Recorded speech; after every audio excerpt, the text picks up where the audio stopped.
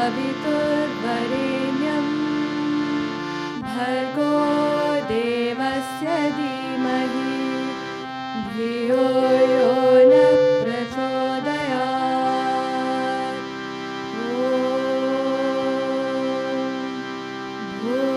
भूर्भुवस्वः तत्सवितुर्वरेण्यं भर्गो देवस्य धीमहि धियो यो न प्रचोदयात्।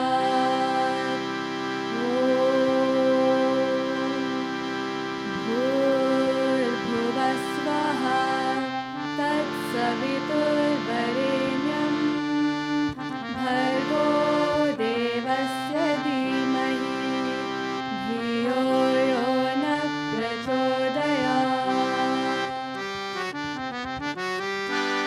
विनायका विनायका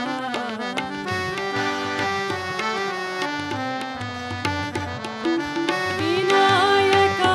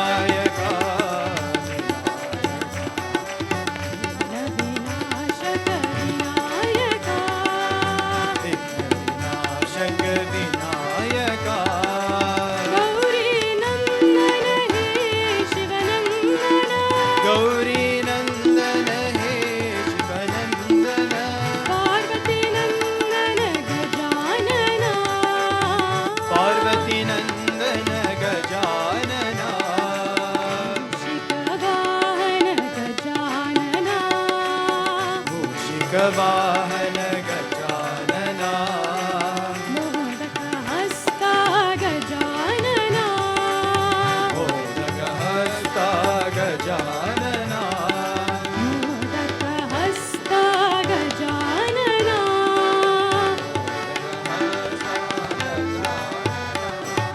विनायका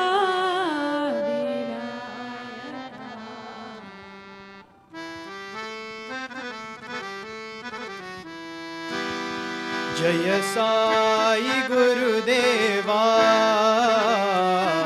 साई गुरुदेवा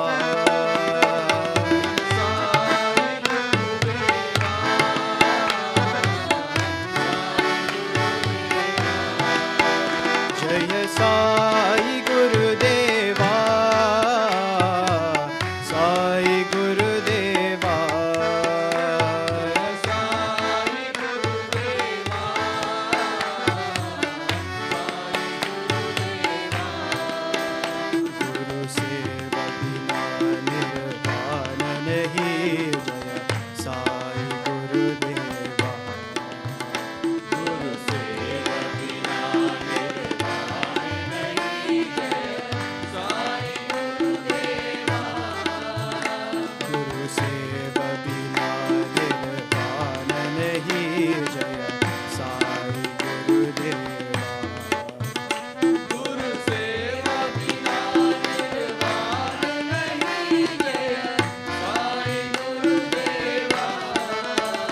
जय साई गुरुदेवा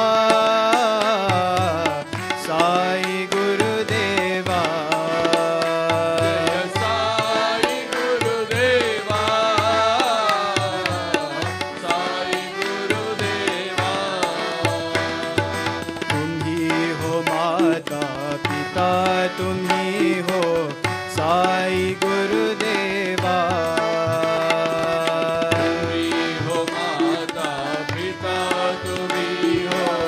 साई गुरुदेवा तुम्ही हो माता पिता तुम्ही हो साई गुरुदेवा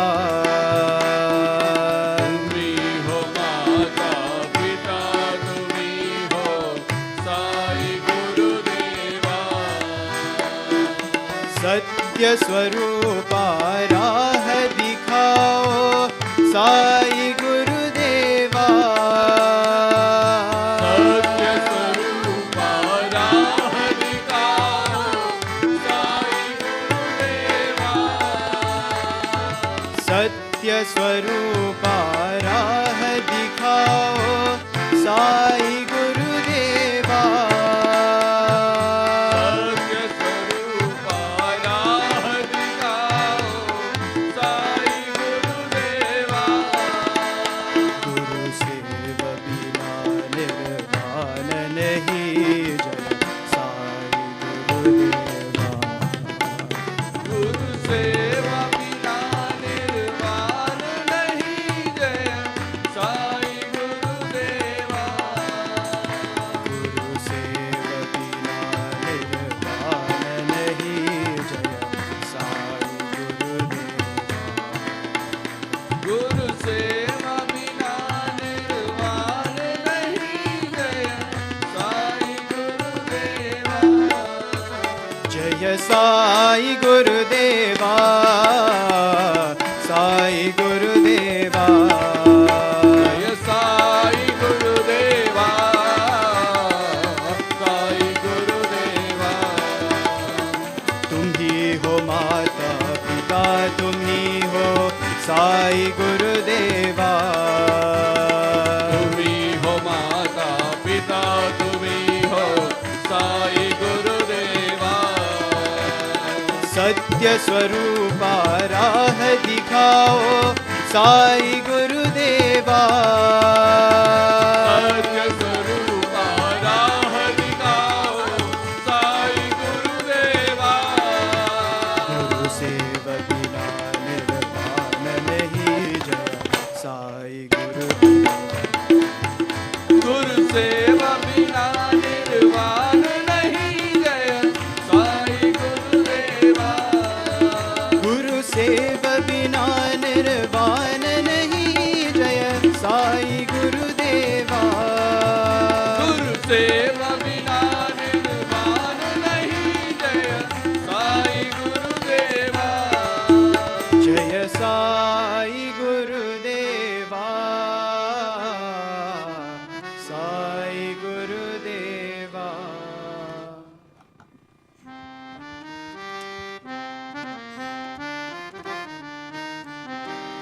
मंगल शुभ करी माता महेश्वरी मंगल शुभ करी माता महेश्वरी मंगल शुभ करी माता महेश्वरी मंगल शुभ करी माता महेश्वरी अम्बे भवानी अखिलांडेश्वरी अम्बे भवानी अखिलांडेश्वरी मंगल शुभ करी माता महेश्वरी मंगल शुभ करी माता Maheshwari Rajiv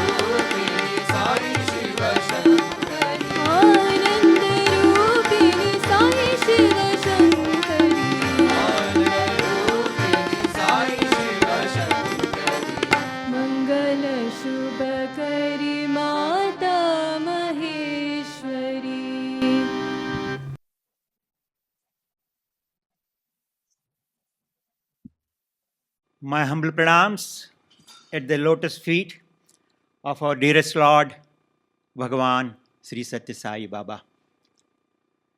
It is indeed a special day. I am so happy to be here today.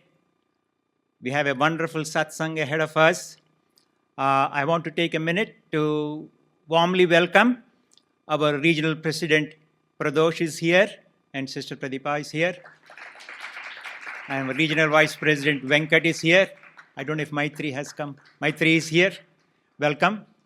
Now, it is indeed a great privilege and honor to introduce, I should say, welcome back, Dr. Ji. Now, when we usually say it's a privilege and it's great, it might sound like cliche. But in this case, it is nowhere near to cliche. Because this is someone who has dedicated his entire life and has been inspirational and a pioneer in Swami's ultimate message of doing seva. Since in 1985, Dr. Upadhyay has been serving the needy. He's an ophthalmologist by profession. But he has taken that initiative and set a path and set an example how we do medical camps across the world in various countries. That kind of dedication and love for Swami and anything else, love for the fellow human being that has set him on this path, really make him exemplary. And I'm so glad we have the opportunity to have a satsang with him and spend some time listening to his experiences and his guidance to all of us. Now, as I said, I don't need to introduce or reintroduce Dr. Upadhyay to you, but there are just a couple of things I want to say based on my brief, more close interaction with him in the last month and a half or so. This is a person full of love and humility.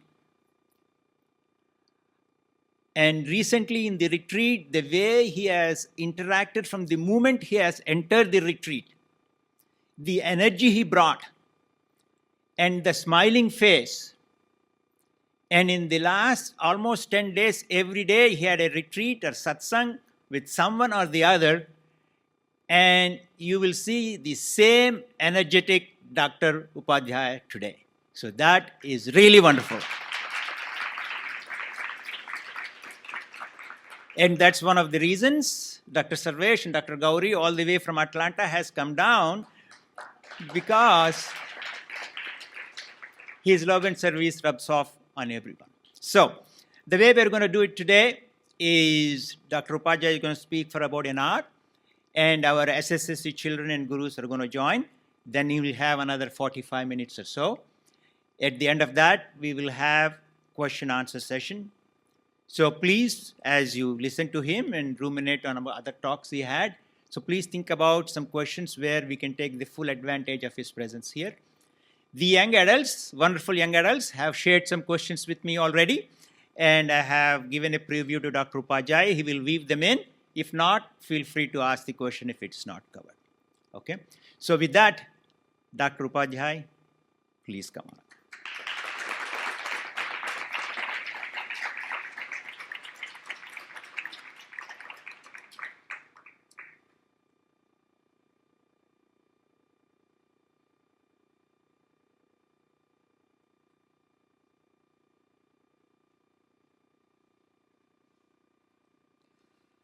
My humble salutation in the lotus feet of our beloved Lord Bhagavan Sri Sathya Sai Baba. And as I always say, a heartfelt salutation to you all, because he lives in your heart as well. And it is truly my privilege, especially for this Bethesda Center, because last time when I was here, almost more than 10 years plus, it is exactly the same with the same Swami's picture. And that is the energy you get from him. He's ever youthful, and he's transmitting that energy. And you also get tired sometimes. So there was end of one of the medical camp, Prashanti Nilayam. When we came, we are looking all these a bit tired and all things. But the moment Swami comes, and then you get perked up. He gave me something, a wonderful formula. He said, as you get older, your energy level goes down. You know why? So we are looking, there's no point answer to Swami because his answer will be beyond probably you remember. He said that your cytoplasmic deterioration. He's talking to the doctors, he used the word. And then he said, what is the law of the physics? Again, we kept quiet. Is the energy flows from higher to lower. So try to be in contact with very, very young and youthful young adults and get that energy. So give the big hand to all the youthful young adults who pass this energy. And today I am very privileged to see that there is a very high number of the people who inspired me while doing the medical camp. We have got so many I can see more than a dozen people who have been on the medical camp from very young to the colleague who really inspired me in those medical with their dedication. And probably there is a lot they could tell you. So as Brother Suri has started that 1985, that was a very memorable time actually for me. We have done the medical camp before, but that medical camp, probably we were doing as per our knowledge and as probably we humanly can think. But we did not know there is a divine plan to teach all of us how the medical camp should be performed. And we were all praying very hard to Swami, please give us a chance to do this medical camp. And a lot of people applying, probably people may have participated. This is Swami's 60th birthday medical camp. And we were all thinking that Swami, how we can participate the medical camp. And that was the time actually that my wife just delivered the first baby just only a little while ago. And I was thinking of going to the medical camp, and it was very difficult. The new family started and all those things, but your mind is always there. After all these years, when I think that people said, oh, I have done this, I have done so medical camp. If I think, who should I be extremely grateful or give my gratitudes? First of all, the Sai Mother. Without his blessing, it would not have been possible. And then the other person who I realized after a very long time that she has done so much sacrifice that I did not know. I was just sharing my experience with Brother Govind, that when my son, I came from a medical camp, and he came to our shrine, to prayer room, touched Swami's lotus feet and said, Dad, bless me, I'm going for an interview for a medical school. I felt so bad that I did not know the children have grown. I never had a time. I did not know the person behind bringing out 3 children, keeping them in the side fold, and letting me do what I was doing. Either she was mad, or I was extremely lucky to have a wife like her. So that is... And she has put all the Swami's teaching into them. And they were very lucky also. 2 of them came to Bethesda Center retreat also. And they take so much love and blessings for you. So from all of them is pranam. They have conveyed to all of you from my family to you. Thank you, Swami, giving me this opportunity. So we go back to those medical camp. And I think we should participate, all of us. You just... think that you are part of the medical camp. See, when you are praying very hard to Swami, sometimes Swami tests you that you really want to be part of this thing, the medical camp. We arrived in Prashanti Nilayam. We are waiting that you will probably... So there was a list was produced. 60 villages were selected. And there was a very large number of doctors from all English-speaking countries, New Zealand, Australia, America, England, and many people are quite serious senior doctors, and we were just thinking that when we see the list, it was given to us where our name will be. So allocation was done, 3 days remaining for the medical camp. My name was not there. Swami, I prayed very hard. Please, he want that really your heart is there and how much prayer you are. 2 days remaining, we did not know that is still whether I'll be able to participate. So I asked my UK coordinator what is happening. He said, we don't know, but still there are a few more things to come. Pray to Swami, probably you will be selected for one of the medical camp. Just 24 hours before the medical camp, we came to know the Swami has decided there should be only one surgical camp that will be in Bukkapatnam, that too in his school where he studied, and the operation theatre chosen was the room in which that famous incident happened when he was asked to stand onto the chair. Can you imagine your luck? And I was selected to have the part of the surgical team in that one. So you wait for his blessings for that period. Then, before it all happens, you can see the Sai Mother's love. He called all of us and told us there's only one thing. Just remember one thing. You are not going to give the pills to the people. You are going to give them the syrup of love. Sweetened medicine, that is what I would. Don't use your mind, use your heart. This was a new concept in the medical school we did not learn. A new beginning of application of the medicine for the society. That is, a divine surgeon and divine professor started a new concept. Every single day, he will wait for her till the last person has come back to first thing in the morning. We will all be taken to, Hillview Station Prashanti Vedika. Swami will come there, take the 2 coconuts, break the coconuts, sprinkle the water on us, go monkeys.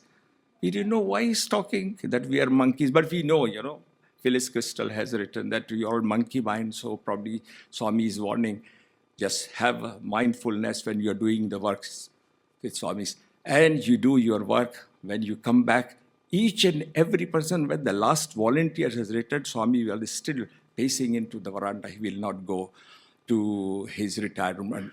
Later on, we came to know that he has not eaten the whole day till the last person. That is mother. When the children are out there, I don't think the mother has got any hunger. But only one thing, when you see the last person has come, you can see he has got that cheerfulness. And then he just blessed without any word, he will go there. That is what you look for, that Swami has got the time.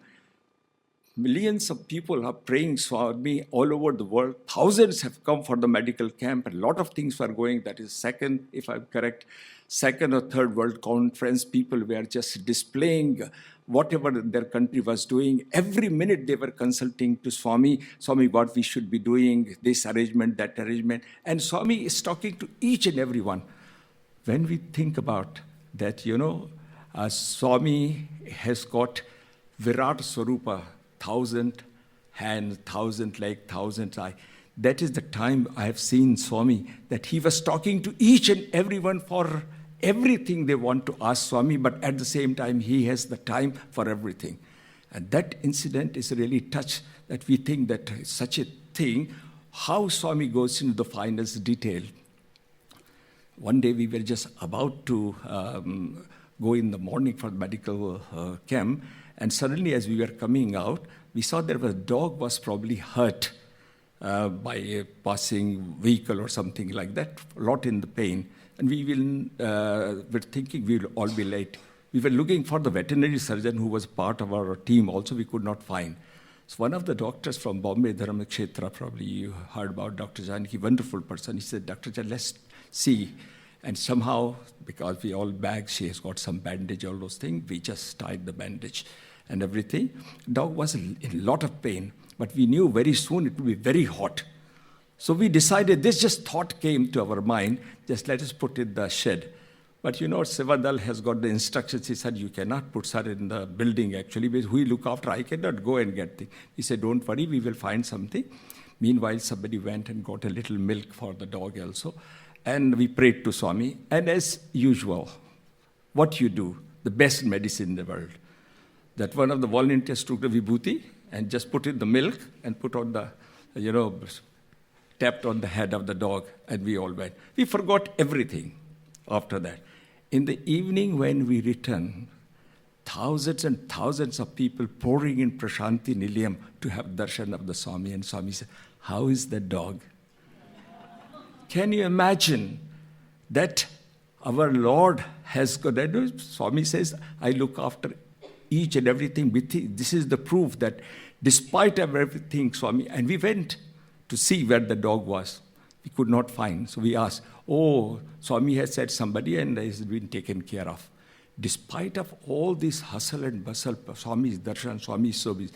But Swami knows where his blessing and his kindness has to flow, whether it is an insect to the human being.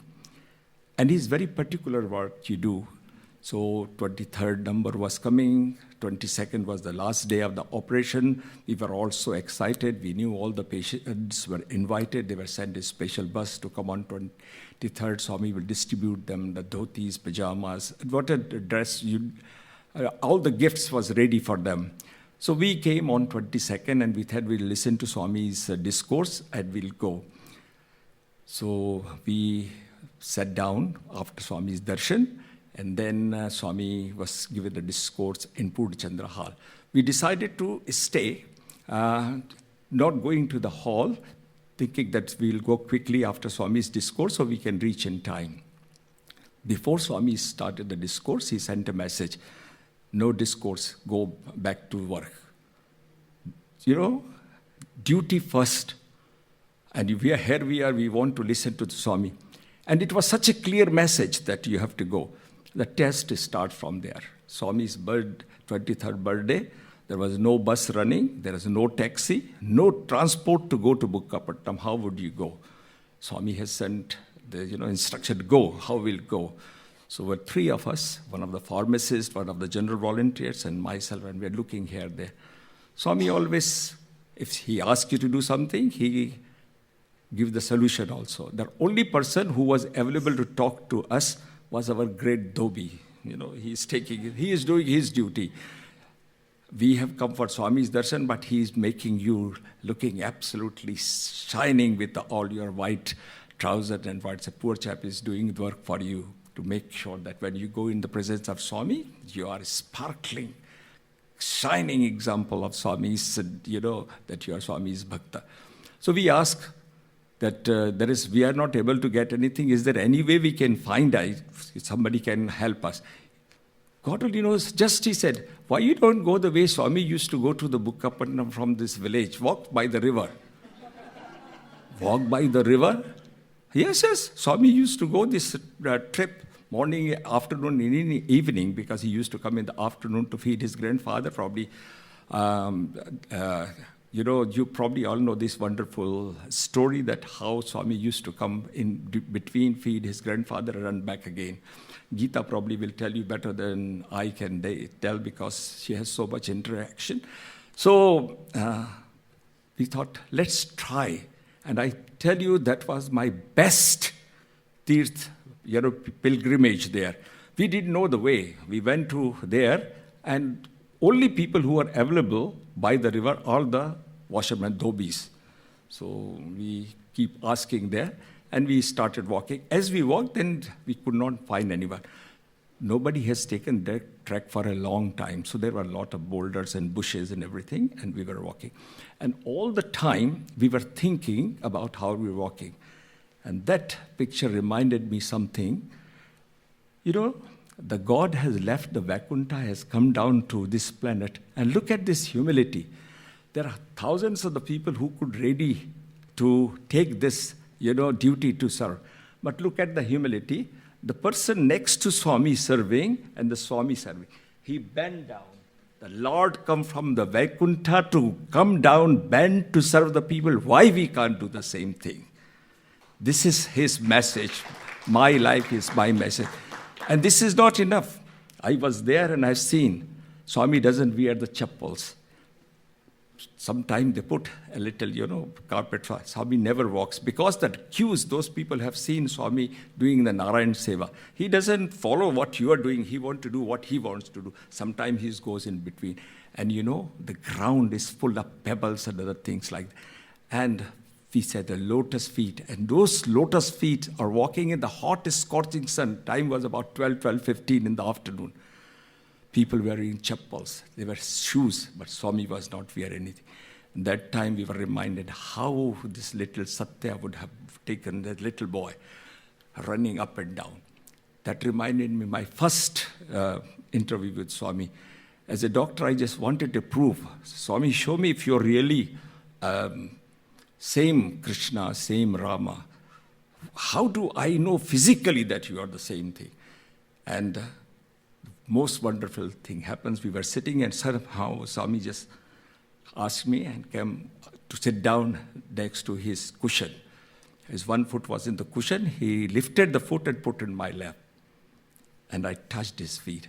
It was like a newborn baby, so soft. Lotus feet of the Lord.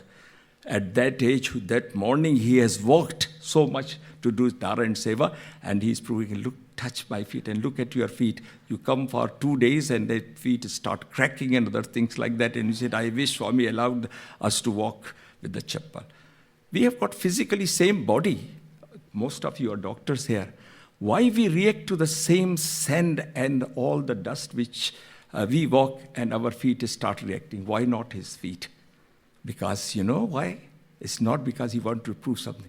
When you touch his feet, he wanted to give the same impression. You are touching those lotus feet. So he has kept that softness not for himself, for us to realize that he is kind top to bottom.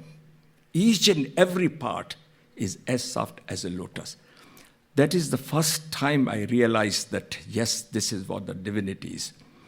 So after that, as we are walking, go back to that story, we did not realize because we came to absolutely a place where we could not find because there was a lot of bushes grown into that. So we thought, let's go, there are a few huts there. And then again, this is Swami direct you to do this thing. We went there, so there was an old man sitting there, and as usual, men sitting and ladies working. The poor lady is working. She's putting the, this groundnuts onto this thing to dry and all those things. And this fellow is happily sitting there. So we asked him, sir, we want to go to Bukkapanda village. And look, that we must be mad. He said, I have not seen anyone come walking this way. And that lady came, and we could not speak Telugu because she was talking into that one. And we were wondering actually that how to do. Again, Swami's wish. There was one of the young boy, about 14 or 15 years of age. He comes and he started talking to us in English. So as we started walking, the lady said, wait. We waited. She went and she brought some glass of water and said, I wanted to talk to you. That she's telling in Telugu and this boy is talking to us in English. He said, after a very long time, I have seen somebody walking there. She was almost 80 plus, that lady, and she was telling that they used to wait for Swami, leave everything. Like, we read in our Bhagavad Purana that how Krishna is going and all the gopikas waiting when he comes out. He said, every time we'll stop our work and we'll see when he's going to the school. In the evening, we'll leave everything and just wait for him to come again. He said, you should know about this thing, how lucky we were that we have seen him at that age. And despite of all these things, he will have a time, he will sometimes stop in front of our hut, put his hand on his waist, he say, just like that, no words that go. For that gesture, these people wait. Then I realized why we did not get any bus, why we did not get any taxi or any transport. Swami wanted us to give us the test, what difficulty he has gone to go to the school, and all the same time, what joy has given to those people for darshan. That's why he took that path, not that because he wanted to do. Each and every action of our Lord is to give the joy to the others, despite of taking any pains. And in the evening when the camp finishes or while we are waiting our instrument to be sterilized, we have to wait for some time. The person who was in charge and coordinated what is Swami's namesake, his classmate who used to sit Swami's desk, probably Gita will know, his was V. Satyanarayan. And he will tell us so much wonderful things which probably have never been published. Because Swami has told many of his classmates all the thing not to publish or anything. And he shared such wonderful stories with us. Then we realized it was not only that what we were doing, Swami wanted us to know his unknown, unwritten glories of that age. Then I asked Satyanarayanji, did you realize that he was God? He said, we never had any doubt. We were so young, for us he was everything. He was God. You people sing now. He was telling, you sing now, Tvameva Mata cha Pita Tvameva Bandhu Sakata. For us he was everything. When we get a scolding from our father that why we are spending so much time with her, suddenly we become our mother and father. He said, don't worry, I'll give you that love. 8-year-old boy giving the love of mother and father. Then he said he becomes our teacher. When we are scolded in the classroom that you have not done your homework, he will do our homework. Because he knew everything. So he will save us. We knew what is going to happen. And when the time of playing comes, we do not have the grounds and other things. He said, this ground here now, this beautiful playground, there is a volleyball ground, and there is a football ground, and all those things. One day, we had this urge to play. And we looked at him, so he created a ball. And then, where is the ground? So he said, yeah, it's there. And that was the field where this, groundnuts, and you all know who is from Telangana and Andhra Pradesh, that the stud of those groundnuts, they are so sharp, you can't even walk onto that one. In order to get rid of, they burn it. So there was a lot of ashes and, dropped out. So it is very, very sharp sort. So we are looking. He said, yeah, go and play. And the teachers were also watching because it's a time, recess time. We hesitated. So he said, okay. So he put his first foot, he put his second foot, and he went down. And then, when he did, we also did. It looked that this is very thorny. It looks that it's a black ash all over, but it was like a velvet. We were walking on a silky field. We played for 1 hour, 2 hours. So I don't know what time. He said they played quite a lot, and it all finishes. As we are coming out of the field, one of the teacher also decided to see how these people can play. And he put his foot down and removed. It was very thorny again. It was only for us, not for everyone who had doubting Thomases there. That is at that age. Where would learn this and hear this experience? We think that Swami has given a chance to serve. No, he has given us a chance to know his divinity of that time, which may not have been published. I thought it is a good idea to serve. And then, when the medical camp finishes, he invited all of us, and he said, I will teach you how to do the medical camps. He watched everything, what was a discrepancy, what was not done, and he started telling us something very, very classical, which probably all of them, Shiv Kumar, Nand Kumar, and your brother, anybody who has been to medical camp, Ramya, we followed that instruction. First thing which Swami says when you are doing the medical camp, make sure you are not burdened to your host. Make sure you pay your own fare, you stay very close to the villages, and make sure you follow the rules and regulations of the country. Do not take the medicine from England and America because they will not be able to buy or get those medicines. You will create the resistance. There's a divine master now. He's talking, a professor of medicine is teaching in the classroom to most dull students who do not understand medicine properly time and again. Do not take the medicine because you create another problem at the custom. When they stop you start praying, Swami help me, Swami help me. So just buy the things from the country that will improve the economy of the country, number one. And number two, most important thing, when they need the medicine, they can get it from their own country. Don't buy the things from the big shops and other things like that. Buy the things, soaps and daily use things like whatever you want for daily need, tumblers and all this basket from the local shops, not the big shop.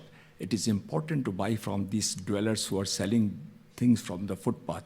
And we have seen actually in these villages, doesn't matter whether you're the medical camp in Russia, you're doing Kazakhstan or South America or wherever you're doing, the local people buy the things directly from the farmers or the small shops in order to get, number one, genuine things, number two, the cheap thing. And third thing, which Swami says, I don't want to see that where you come and tell me that we have seen Swami 5,000 patients in this camp, and next camp was 6,000. I want, if you've seen 5,000, next camp should be 2,000. At least you have cured 3,000 people, not increasing the number by going there. Can you imagine? This is Swami's teaching to us. We come and say, Swami, we have seen 5,000, next camp was 7,000. You have gone there to increase the patient? What sort of medicine you are following? Who can talk to you like this? Is only one person who really think about the humanity and remove their suffering. He just send you there. For the reason is simple, to learn something from them, not to teach them something. And I'm sure all the doctors who have been with me, they will have come with a greater experience and they apply that medicine into their place of work. The moment you learn from divine doctors, I think your entire life changes. Then he said something very, very thing which has become the hallmark of our medicine, that how Sai medicine is very different. He says most important thing is that before you give the medicine to the people, try to find out, before you do the medical, why you are going there, what is the prevalence, and try to prepare an educare program. Make the pamphlets in their language, send it to them so they know.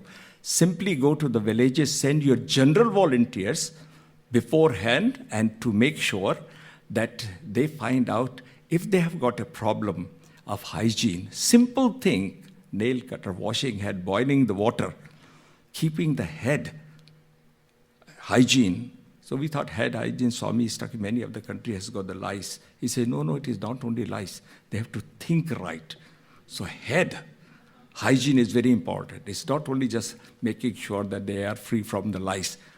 You have to impart with teachings of that thing, that they should not think bad about others. He said, this is the work. You have to heal them spiritually, you have to heal them physically as well. And the same thing is the cleaning of the mouth. It's not only with the toothpaste. It is very important, actually, what they eat, sattvic food, how they talk, very politely, and you have to do first. If you talk politely, they will talk politely. Then comes the hand. It's not only just nail cutting and other things like, tell them not to do the wrong things. And he came to the feet. He said, it's not only cleaning. Make sure they don't go to on the wrong part where the drink is available, where the people are smoking. Tell them by slides that this brings this disease if you do not walk that path.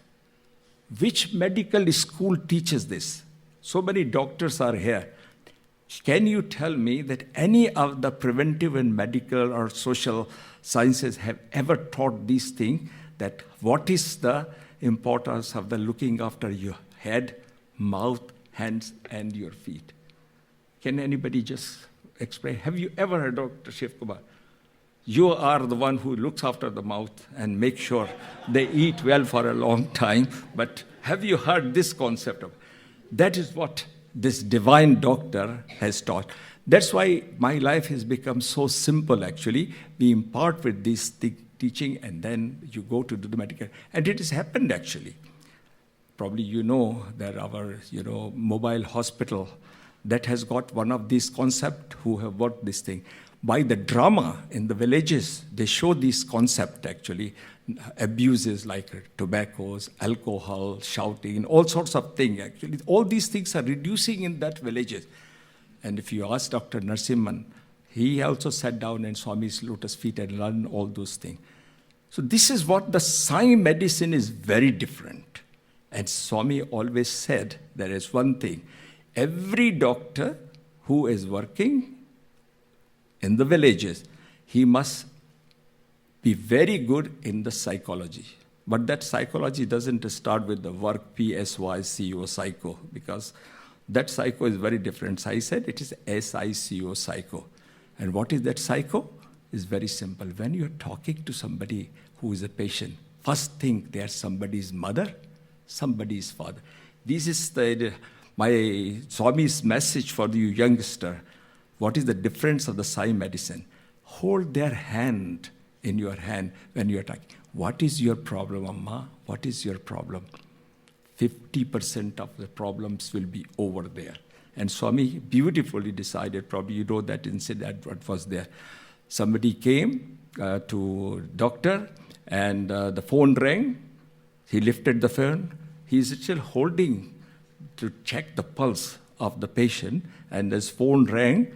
He just put the hand down and put the phone. Oh my God! And the patient collapsed. He thought there was something wrong with my pulse. But for the message which he heard, that is something happened to his house, doctor's house, and poor patient. He says, those days, 1985, Swami is telling, mindfulness we talk about. He said, ekagrata. When you are with the patient, forget your problems. Do not keep the phone with you. Just be with the patient. And that one thing, one-to-one basis, make you understand. And this is something Swami says, you do not need many of the investigations to do if you hear properly. Swami said, this is Swami's knowledge about, teaching of medicine to the doctors. He said, very simple. History taking. You talk to them, what is the problem? But keep the hand in your hand. They will think that, yes, these are the people who really have got that total care for me. Then just do simple thing. Just do the percussion. Listen to their chest. With this is those doctors. These are the old way of doing. Then take your stethoscope. You must have seen this wonderful picture of Swami's stethoscope. Take the stethoscope. Listen to the chest wherever the problem is, and then think about: is really necessary to give the medicine, or some advices can solve it? Do not load them with lot of medicine. Because a lot of medicines you give them has got complication. Number two, a lot of the medicines have to be taken after the food, and many countries will not have the food for many. I gave that example actually, I think yesterday or day before yesterday, how in Africa there one of the girl actually, she came, she had a condition called retrobulbar neuritis. She lost one eye completely, and the second eye is about to go. She was brought from one of the villages. She traveled almost 6-7 hours, absolutely hungry, and completely she was dehydrated. First thing she came, she did not ask to see the doctor. She wanted to drink the water and wanted to have some food. She stayed there for 7 days with Swami's grace. The eye which has got, we could not do anything, but which eye which was failing recovered very nicely with Swami's blessings, because we had some treatment for her. The day she was going, when we asked her to take this medicine for 1 week, 3 times a day, then take it for twice a day for another week, she started crying. When I asked the interpreter why she is crying, he asked her, and she explained in the local language. Interpreter started crying. So I said, why you are crying? He said, sir, you are giving the free medicine, asking to take it 3 times a day. She can't sometimes get the food for 3 days. She stand on the crossroad of the villages when the contractor come pick the family and take it to work into the field. At the end of the day, they are giving some corn, and you eat that one. 3 times a day, take the medicine after the food. What food? If you have to do something, be prepared that you have got that thing. With the medicine, have you got the provision for the food also? Giving pills alone will not solve the problem. Think about the social problems. Which medical school teaches that? And our organization is the only organization in the world. Nowhere. I have worked with the WHO as well in my early life. Nobody bothers about whether what you have to eat or not. You simply go and dump the medicine. You do not even bother whether that medicine will reach to the people or not, because they do not have the volunteers.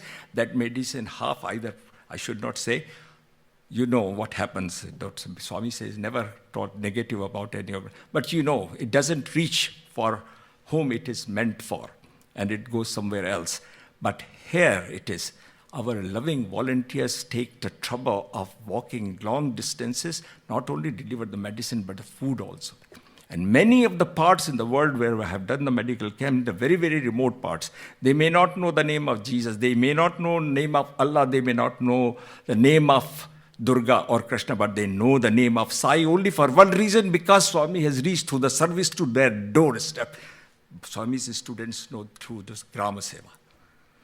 And such a wonderful things these people have done that they have taken Swami's name to their doorsteps only for in the form of the service.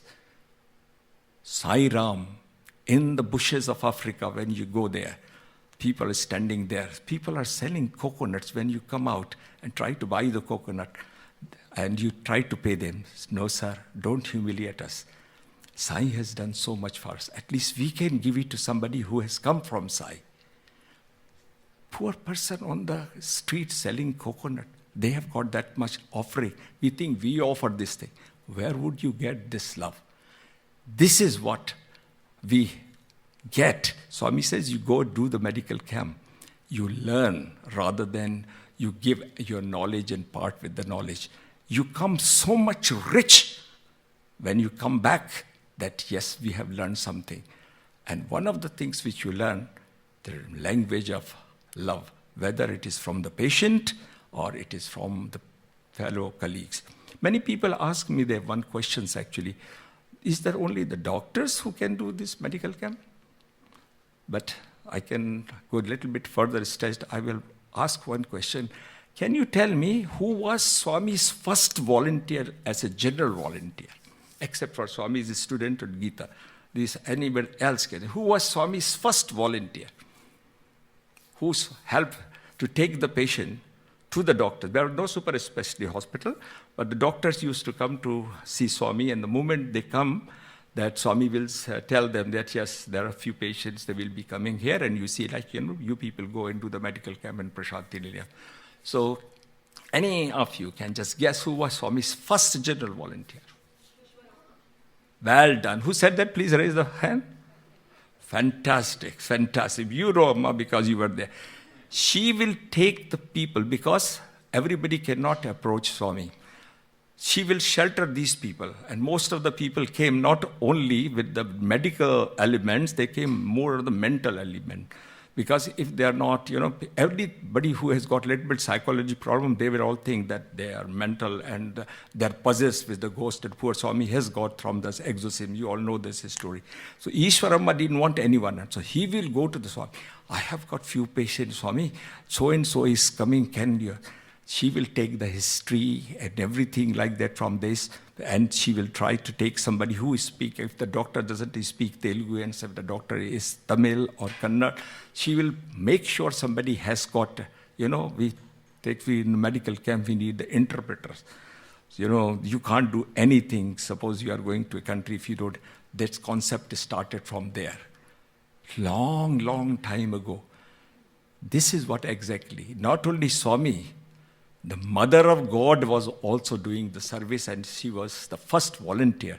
So that's why Swami gives a lot of importance on the general volunteers, because without them we can't do anything. We all sit in a nice room inside. Sometimes we have got a fan as well. These people are outside, crowd control. They get the brunt of, anger. Somebody is waiting for 4 hours and still it is not, their turn has not come. And sometimes they say, sorry, today you won't be able to see, we will give you a slip, you come tomorrow. It is so easy to tell somebody you come tomorrow. You do not know how this man or this woman has come, and maybe having children at home and all those things. That's why Swami always say, plan in such a way that people, when come on that day, you see all the patient. And who can do that one? Only general volunteers. So general volunteers are the fundamental people who are the basis of the success of medical camp. You asked Dr. Veda, am I right, sir? So this is what exactly. When I talked of Veda, suddenly I'll remember, Swami always put things. Many of the people ask me, how do you know that when you go to the medical camp, Swami is there? A very difficult question. Sometimes it's very simple. When you go, Swami asks some particular question, why you did this to patient and other things like that. In the beginning, sometimes as a fool, I used to ask Swami, how do you know, Swami? Swami said, how do I know?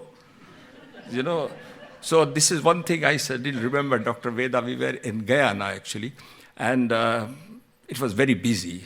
He did not have a time to go for breakfast, lunch, or anything. It was getting very late in the afternoon, if I am right, actually. A 13-year-old grandfather brought 2.5 cookies and gave it to him to eat. And, he, with so much love, he didn't say, no, you're here. as a doctor, first thing is, were your hands clean or not? Patient is giving, But he thought, in his heart, maybe Swami is giving. So he took as a prasadam. And when he had a chance to go to Puttaparthi, Swami said, did you see the love in the eyes of that girl? Swami is sitting thousands and thousands of miles away. He knew one of my devotee was hungry. Who knows that 13-year-old girl was the Gyanis, or it was the God himself come in that form. Na jaane kis bhes mein Baba mil jaye Bhagwan. They say in Hindi, you do not know which form the God will come. And again, in general volunteers, when we talk about, actually, it is such a thing that what they do. And sometimes it happens that we say, I will take these people, I will not take that person. Sometimes it is last moment, last people are ringing that we want to come to the medical camp, whether I should fit them or we should not fit. This was the medical camp actually up in the Himalayas a long time ago. We were going 3 days before the medical camp. One gentleman rings, probably Suchitra and Shailesh will remember because they live very close to where we live. His name is Chandrakant Patel. He says, I had a dream of Swami, sir, that I am in your medical camp. Can I come? So many of the people say, so he said, this is his way of getting into the medical camp. Because really? So I said, I didn't have the dream. He said, I don't know, but I had the dream. So I said, okay, so you can come to the medical. And I could see that I could not fit him anywhere because, we have seen we need the A people, B people who can do the registration, those people, because there's a little training goes on mock medical. Where would I fit this gentleman? And on the top of that, he said, my cousin is also coming with me because he was also in the dream. I said, that was a wonderful dream, Swami. Why I didn't have that dream? So anyhow, so we said, but they could not come with the team because they could not get the same flight and other things. So we came to Delhi, and it was very, very hot. We were hosted in Delhi in one of the doctor's house. We had nice bhajans, and after that, nice Swami's prasadam. And in the just after the lunch, we left. Because we could not reach all that distance, so we decided actually to stay in a place called Almora. And we thought probably these people will land and may be able to come. So it's a beautiful thing, actually, that is a nice full moon, and you can see the Himalayan mountain, the beautiful scenery, the snow-peaked mountain. And there was no mobile phone those days, so I was a bit worried. In case these people do not stop here and go past, it will be very difficult to contact them. So what to do? So one of the young volunteers suggested, sir, we will put a board. As they turn here, they will see the hotel. Sai team is staying here. So I said, that time at night, the driver will be able to see that Sai team, those two people must be sleeping. You have to think about it. We'll put a light, sir, on that one, so they will see that light as well. They have got a wonderful idea. So we thought, okay, so, that's why I love these youngsters. They have got such an innovative idea, and they resolved the problem. He did something more. He got a Swami's book and sat down with a chair till 2 o'clock in the morning, till the taxi passed and he stopped it. This is what exactly, you see the service starts where you are, you don't have to reach there. Who will do that? He was just about 21-year-old. And he said that, sir, I am happy, I am quite happy about it. So these people came, medical camp started and all those things. During the daytime, we will see the patient, and in the afternoon, we will resort the patient who had to have the surgery, and we will start the surgery after the dinner. Dinner was also very fantastic there because there was not food available. There were no disposable plates those days. So chapati, hard chapati is our food, and the little sabji or salad onto that one. You call nowadays what? It's called Mexican wrap. They call in Himalaya chonga. This is those here. I'm going to Mexican. This was plenty available there. So you don't have to worry about, where you throw the waste and everything. That is fine. And what was the drinking water like this thing? Beautiful glasses. Swami has provided. Can you think about it, what the glasses we use? Anybody?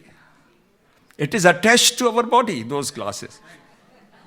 You just sit down like this and somebody come and pour the water. You have washed the hand also.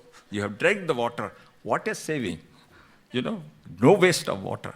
So these are a concept, an idea we have gone through and found Swami's love for that. Second day of the operation theatre, those electrician and the arrangements are so wonderful in India, it will never happen anywhere else in this thing. There were the person we told that we need a little extension for this operation theatre light. So there about a 15-year-old boy came. He said, my father is an electrician. He has sent me. He has gone to the town somewhere. I can do. So I said, we need that thing. So what he did, he just took the wire and put those wire inside and put the wire attached to that one. He said, this is on, sir. And he's gone. Fine. And you know, when you are working, the 2-3 attached things are attached to it. It got very hot, it got fire, and after that thing, the whole thing is blown off. And unfortunately, in that connection, the main operation microscope is also gone. We are almost 4,500 feet up in the Himalaya. It took us 1.5 to 2 days to reach there. Surgeon is there, anesthetist is there, patient is there, no electrician. Think doctors do the surgery? Now you're stuck, you can't do anything. Now we need an electrician. Where we get the electrician? We send somebody to find out that boy again, wonderful 14, 15-year-old electrician to look for the village. He was nowhere to be seen, what to do. Suddenly this Mr. Chandrakant comes to see, doctor, there is some problem in the operation theatre. I said, yes, Chandrakant bhai. You know, the dream, Swami said, my brother-in-law who has come with me, he works at the Heathrow airport. He's in charge of the maintenance of the electric equipments. That is his qualification. He gets the dream to come to the medical team. I doubted. He sat down. After 1 hour, he sorted out everything and it worked. And he says, sir, I will stay here. Don't worry, for throughout this will happen. This is exactly, we think we do the things. He provides you the means. He provides you the strength. He gives the opportunity. At the top of that, he gives the credit. When the collector came last day, he said, you people have done wonderful work. He clapped for us. Who should we clap? We should clap for the master who created that drama. That's why this is his love, that he gives you the opportunity. And he gives one problem, but he has got 10 solutions. He gives the dream somebody to go. There are so many wonderful, incidences are like this. I think this is the first hour is almost, sir. So we can stop, sir. Okay, so, and before we do this, actually, what we like to do, and if Brother Amit can just do the Nepal camp while we are doing, we can set that one. Just I wanted to talk to you about briefly Nepal camp. Probably you have heard we have done this medical camp before COVID and after COVID. But just wanted to give you the background, actually, what one thing leads to another. After the earthquake, the disaster is one thing. We always think that after disaster, a lot of people are suffering and you should go and give as much help to Narayan Seva, shelter, and all those things. But there is something more than that which doesn't come into our knowledge, which happens there. Every disaster, whether it is a tsunami, whether it is an earthquake, whether it's a cyclone, or whether it is floods and all those things. When the family disappear, the children who are left behind, what happens to them? Many of the team probably it has not gone through our mind. We just simply that people who have gone and their families suffering. A lot of these young boys and girls, they are put into human trafficking. It's a very great tragedy. First of all, they have gone through such a hellish time, and on the top of that one. So all these beautiful boys and children, suddenly their relatives started coming from nowhere. He's my nephew, he's my niece, I will look after that. And they put them human trafficking, and people disappeared either in drug business or flesh business. All these things happen.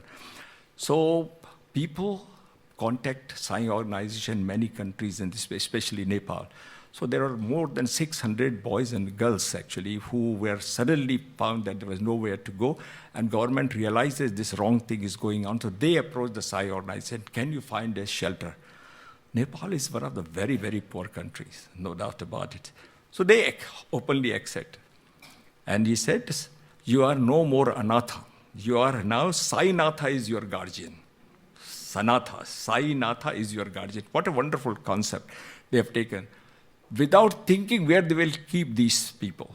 And they asked some of the families to keep these boys and girls. There was one fellow who's got a big house. He was working in abroad. I don't know whether it's America or Europe somewhere.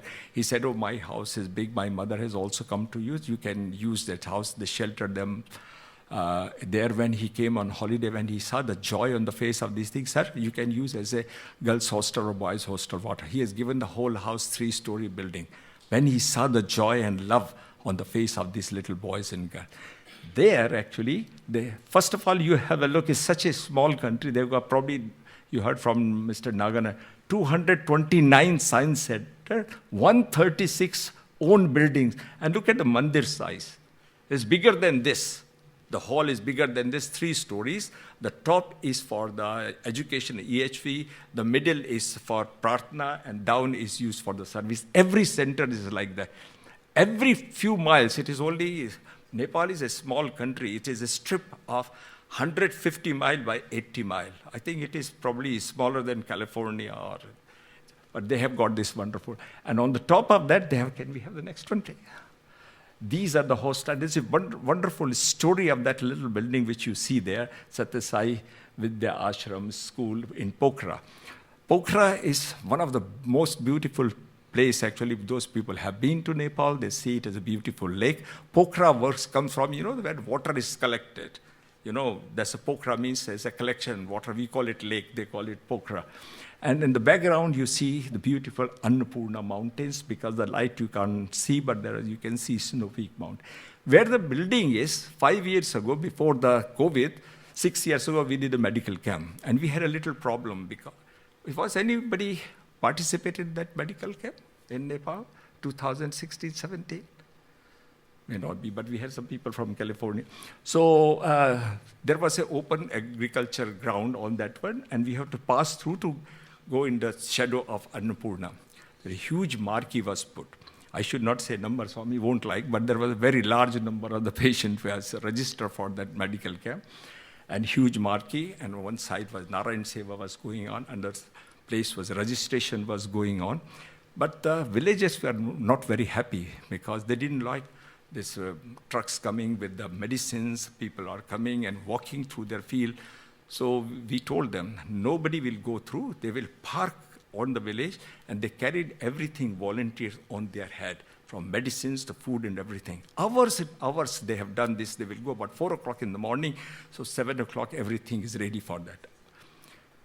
The Swami's blessing, after the medical camp finished and all those things, they were thinking now these girls or boys require a bigger permanent place for them. They donated that land where we did the medical camp, and now this beautiful building has come.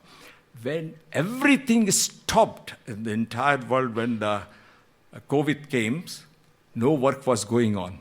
Only work at that time was going on in this school. Everybody was free. They were not going to the offices, and the colleges were closed. Everybody volunteered their service. Government especially allocated them. You can get your cement and iron, whatever you require there.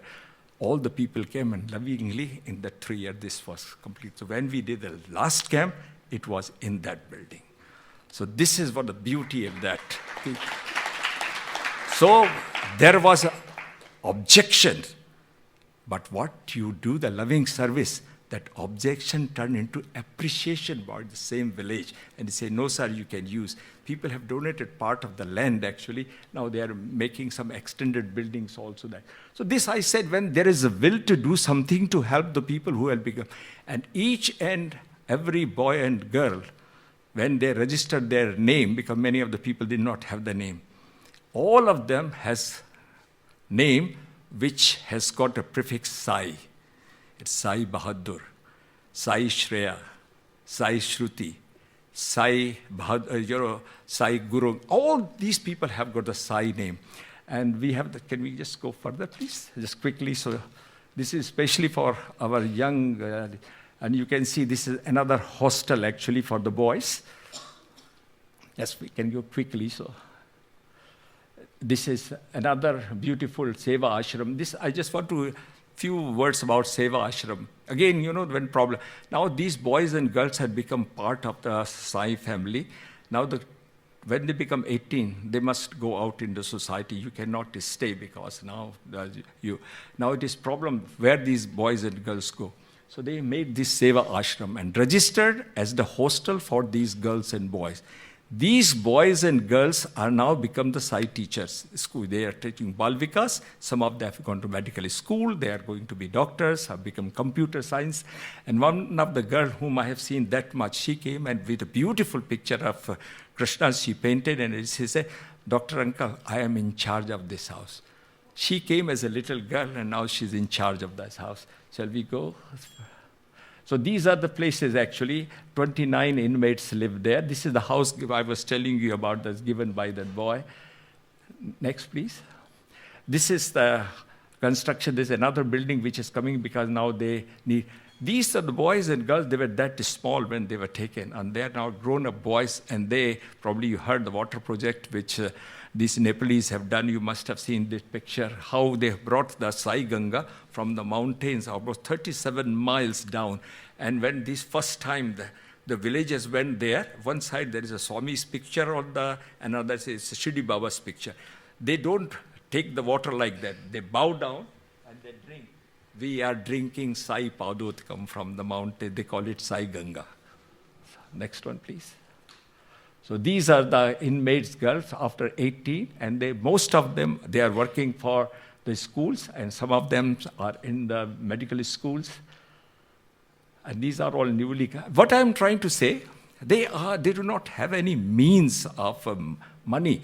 When I asked Brother Amar, he said, we don't know where the money comes to do all these. Dr. Sarvesh and Gauri have given quite details because they had time to spend with Brother Amar.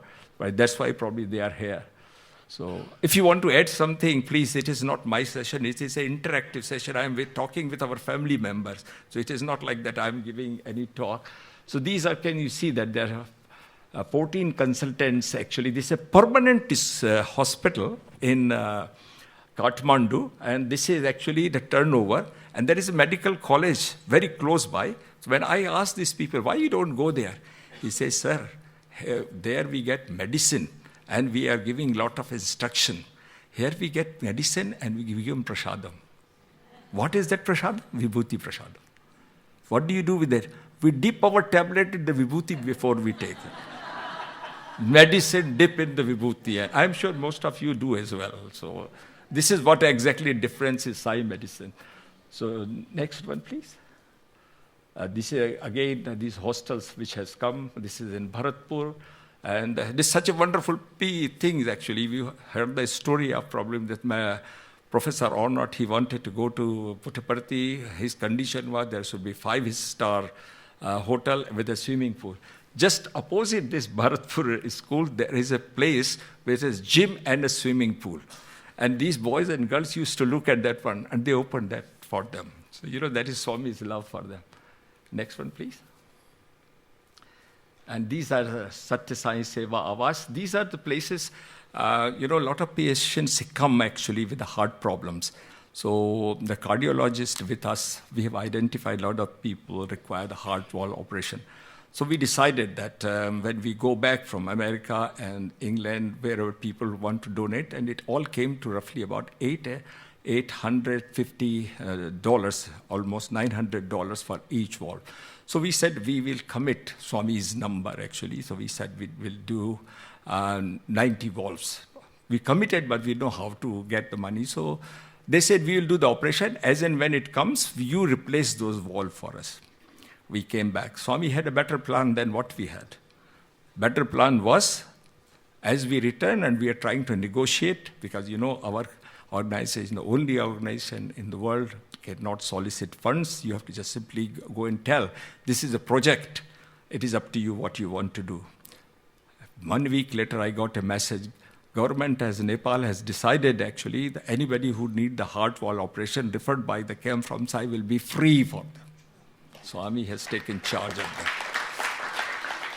He just wanted to see our motive. Do we have a commitment? You take the commitment or father take the commitment? If boy goes and said, oh, Dad, I have asked 4 of the people to come home, what we'll do? He'll simply say, go and talk to your mother. She will cook for them. Poor mother has to cook. We have that little child has taken this trouble. We were bringing the 90 people. Swami said, okay, I'll do it. Not only 90, you can bring 900. So since that project, that's why I say the theme of this retreat was you take 1 step, he has taken 100 steps. This is the beauty. He just wanted to show that if you have got the pure motive, if you have got the commitment, I am here to resolve the problem. We don't do anything. This is such a beautiful thing. So next one. This is the houses where these people stay, actually, these people after the operation. This is the Sai Ganga project. There are 10 projects already completed, 3 under construction. Total 110 kilometers of pipeline. And all the youths are of your age. I asked them, why did you take that project? He said, if our beloved Lord take the Sai project in Rayalaseema, why can't we do that to our country? So you see, there is our inspiration here. Yeah. So this is just to show actually that water source is high up in the mountain and it comes down and these pipelines, and it is not easy in the rains and other things. They were taking the pipes up, they go 10 feet, you take 1 step and God takes 100 steps, it was reverse. They took 10 steps and they slipped down 20 steps. That is how it was happening there. But they completed the whole thing.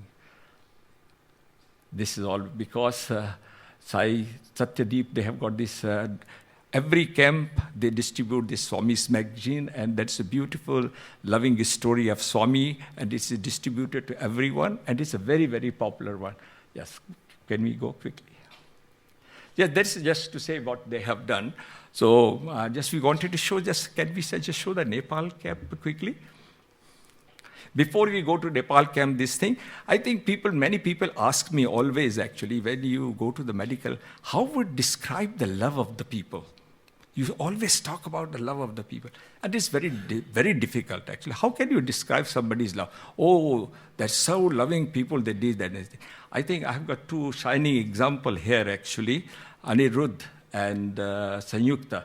I think if they can come and give their interaction with their youth and how they come enriched with love. So can I ask Sanyukta first? Please just give a short, because that will become, as I request, I hope Brother Suri won't mind actually, because it is not my talk, it is Swami's talk. So I think we have that family interaction. So Sanyukta, just please let me know what you thought about that wonderful place. You came so enriched. She had, 1.5 inch smile when she came to the camp. And third day, she got 3 inches smile. And she retained that. Give her a big hand, sir.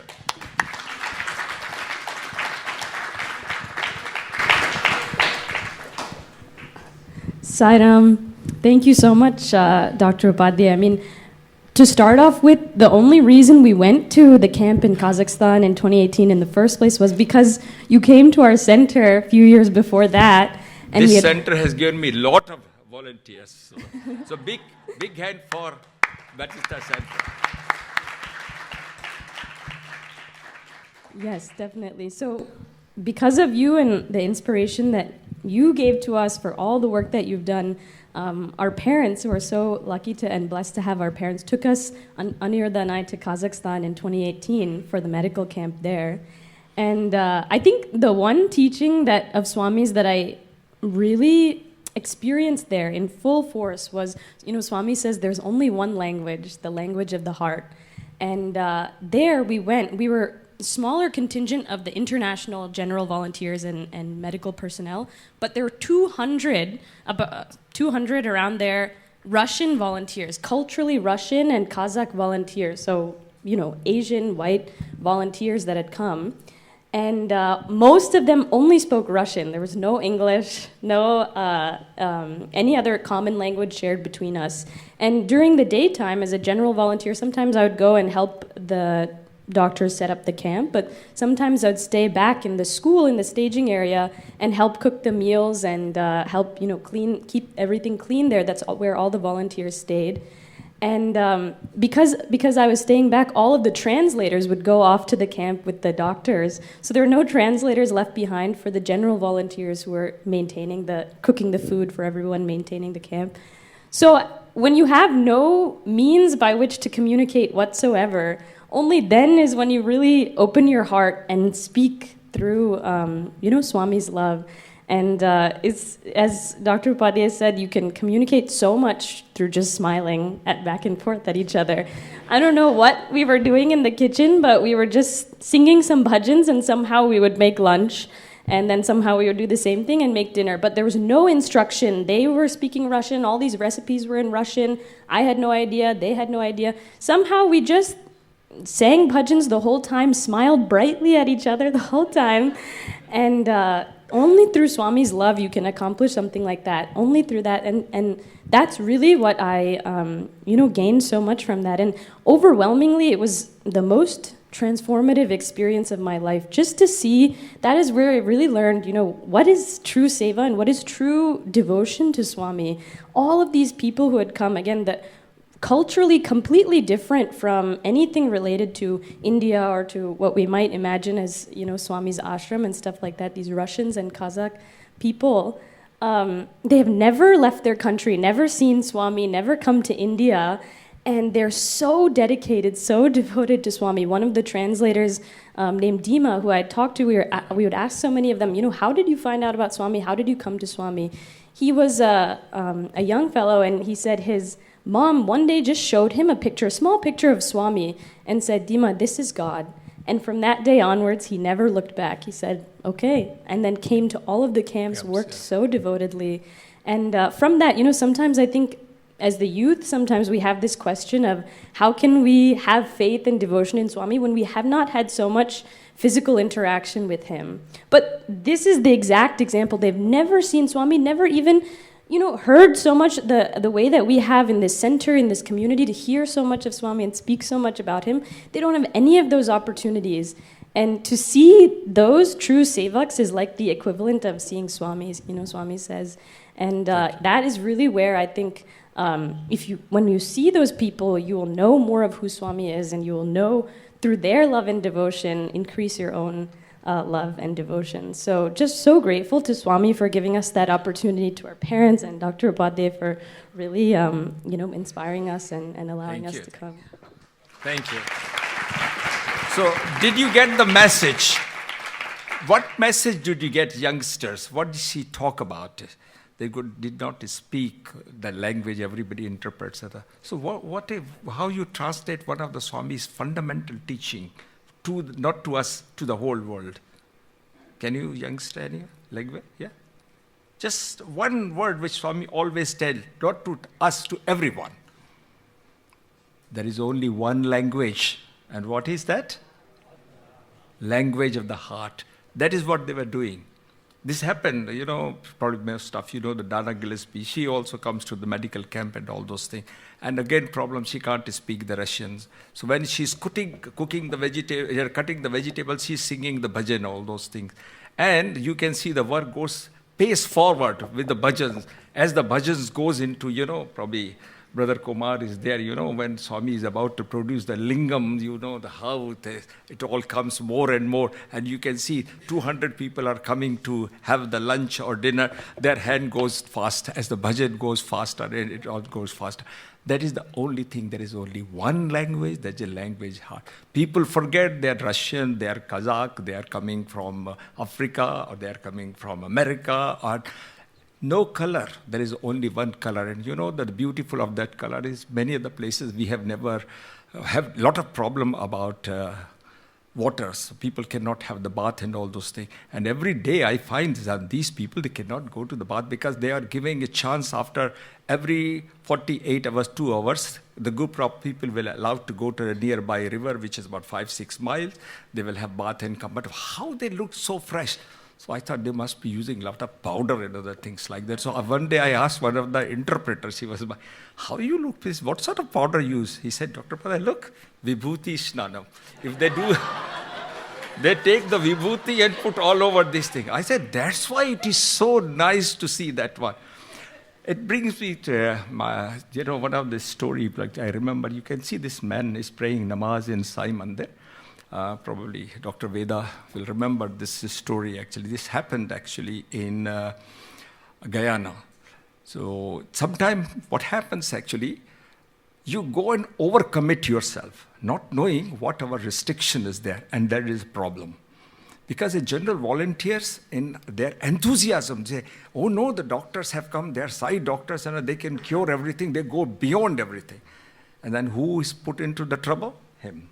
Because doctors say, I can't do this thing, Swami, and he is there, no, you have to do this. Many of times this has happened. I shared this yesterday, one of the incidents actually in Ural Mountain actually with Brother Pradosh. I won't repeat that, but this is a different story because this picture reminds me of that. So one of the elderly gentlemen who was the relative of the president's wife. President's wife was also very, very nice. She used to come, probably you remember, and she was like a social worker, and she takes care of most of the things at dog. And she was thinking really, people were so encouraged to see, president's wife is coming to the camps as well. So the camp was going in full swing, and one elderly gentleman who has put the poster there, he was passing by a mosque there, and there was an old man sitting very dejected with a little girl there. So he said, what is the problem with your, he said, oh, my daughter doesn't want to go to school and all those things, and I've been trying to say, I've been praying, I have lost my hope. That I don't think there is Allah exists. It is just, I have lost my faith. So this man says, no, don't worry. The doctors have come from America. Doctors have from England. They're eye doctor. They can take it. He didn't know what the problem was. And he brought that little girl to the medical camp, and straight came to my room.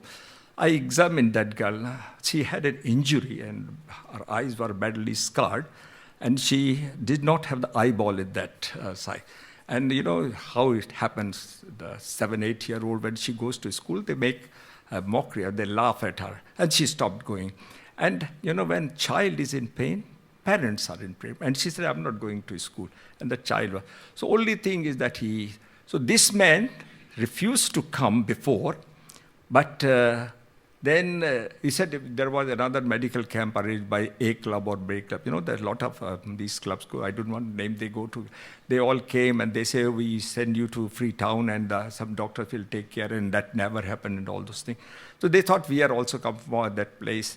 What she required is something very simple. She required a prosthesis, which is matching the eye. That may not be seen at this stage. Maybe when the future, a lot of research going on, something happens, she may be able to say. The whole idea was to just give her something which maintains her features and look beautiful. It was not a very big job to do, but you require a prosthesis for that one. And most of the camp, we have got the set of the prosthesis, but then we stopped taking, realizing that it is very difficult if you have got a patient comes to match that eye, the shape of the eyes, color of the eyes, and everything has to be matched, especially children, so it become very difficult. So when he came, same situation. So I said, oh, sir, we could do this, but unfortunately I do not have. Would you allow me to take a picture of this eye? And I will ask my colleague to post it, made to measure this. They have to make it. And when it comes, you can go to the local hospital and they will fit it. He got so upset and he started shouting at that old man. I told you that nobody can do anything. There's no God and everything. So he refused. No picture, no picture. So we literally begged him, sir, whether you believe or not, but at least let us take the picture. Whether you believe or not, but believe that our organization. And that time, the president's wife also, she was there. When he looked at her, she assured him, I'll make sure this happens. So somehow he agreed, actually. So I pack my, bag every single day before coming from where he's staying and all those things, put my instrument. I wanted to take the camera. Those was no, we did not have this, what do you call? Phone camera. I am not in that technology. So I was taking ordinary camera which clicks actually. As I took that camera, something fell. It was a small little box there. I opened that box. There is one prosthesis in that box. Same color, same size fit for that one. 1 in a million chance. Then, the story doesn't end, so I was happy. When I say that, I get these goosebumps. So I took that child to where we are doing the minor surgery. It was very simple process. There was some scars. We just clean, cut, and all those things, put the ointment. He said she has to wait a little bit because it's very tight. We put some of the drops to make it easy and solution. She was quite happy what we're doing.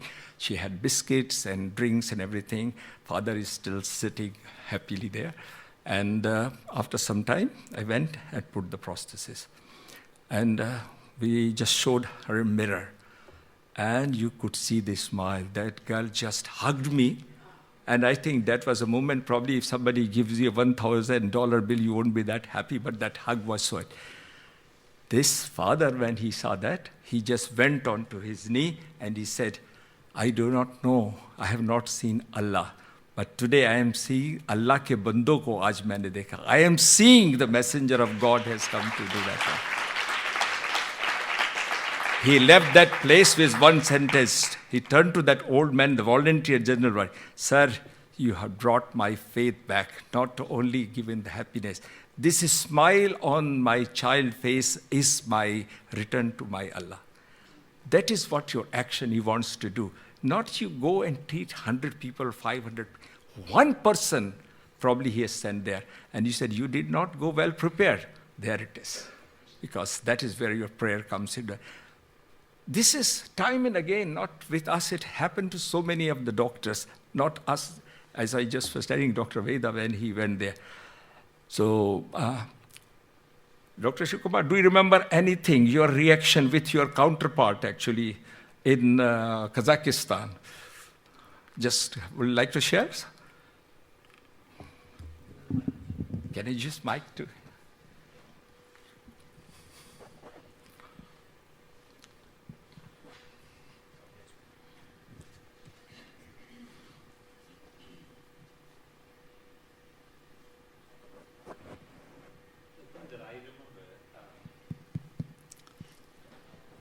Is when we went to Kazakhstan the first time, it was very different because they were looking at us as, who are these people?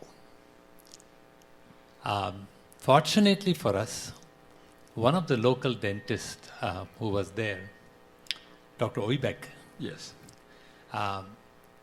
somehow he understood that we were there to help. And it was interesting because we had a set of instruments we would take. End of the day, it was very hot. End of the day, he would take my daughter was one of the volunteers. She would wash all the instruments. And then he would take the instruments to his office, autoclave them in his office, and then have it ready for us to use the next day. That is something which is wonderful because that enabled us to see more patients. To talk about the other thing that Dr. Upadhyay had mentioned was the education. So we figured we being there and pulling teeth was not the real solution. So we spent some time going to the school. Yes. And we had prepared a presentation and we would go back and forth so that they don't get bored. And Sai and I would be on the stage talking to them about the importance of brushing their teeth, avoiding soda, avoiding sweets, and brushing after they have something, rinsing their mouth. This education was, I think, another important part. Exactly. And this was also being done by the Russian group that had come. Even though it was a holiday during that time, they would bring the children into school, show them artwork, and teach them moral values. It was so beautiful how they did that part of it. And in the end, they even had rented a beautiful auditorium and had these children. Palace of culture. Palace, and had these children whom they had to come and do a dance. And, it was just amazing how this whole group. And a few things I'll never forget is the very welcome. When we arrived there, when Dr. Upadhyay arrived and we were all part of the entourage there, how they had a dance program, music. Oh, it was out of the world to see the Russian group, how they admired Dr. Upadhyay and the respect they had for him was really, really moving. to see that happen each time. Second time we went there was a whole different, we had a red carpet. The whole government recognized that we were there just to serve. We had no other interest. This was not for publicity, this was not for anything else. So the experience was totally different. I mean, they invited all the doctors to their Shimkent, and they invited all their government doctors to come there.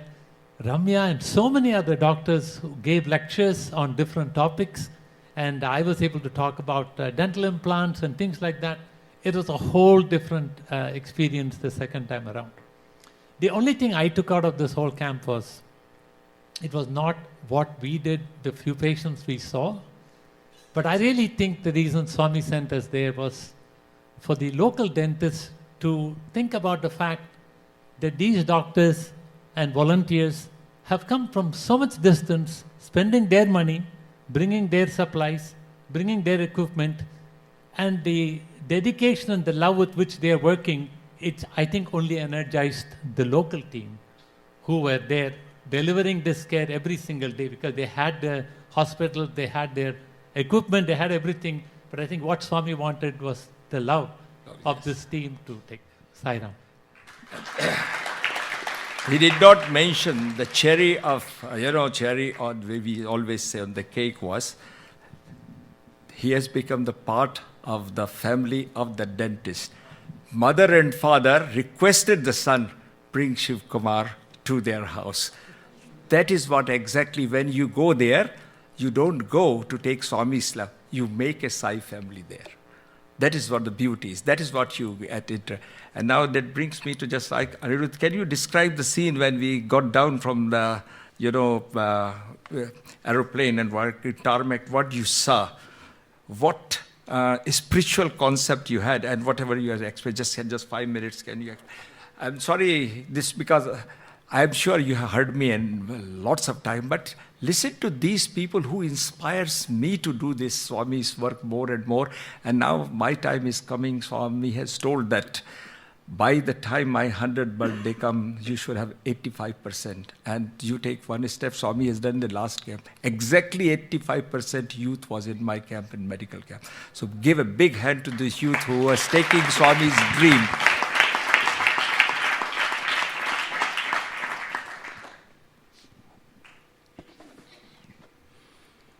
Salam, everyone. And thank you once again, Dr. Upadhyay, for giving me the opportunity to come to the camp, and of course to my mother and father there. I also was in Kazakhstan in 2018 with my sister and my family.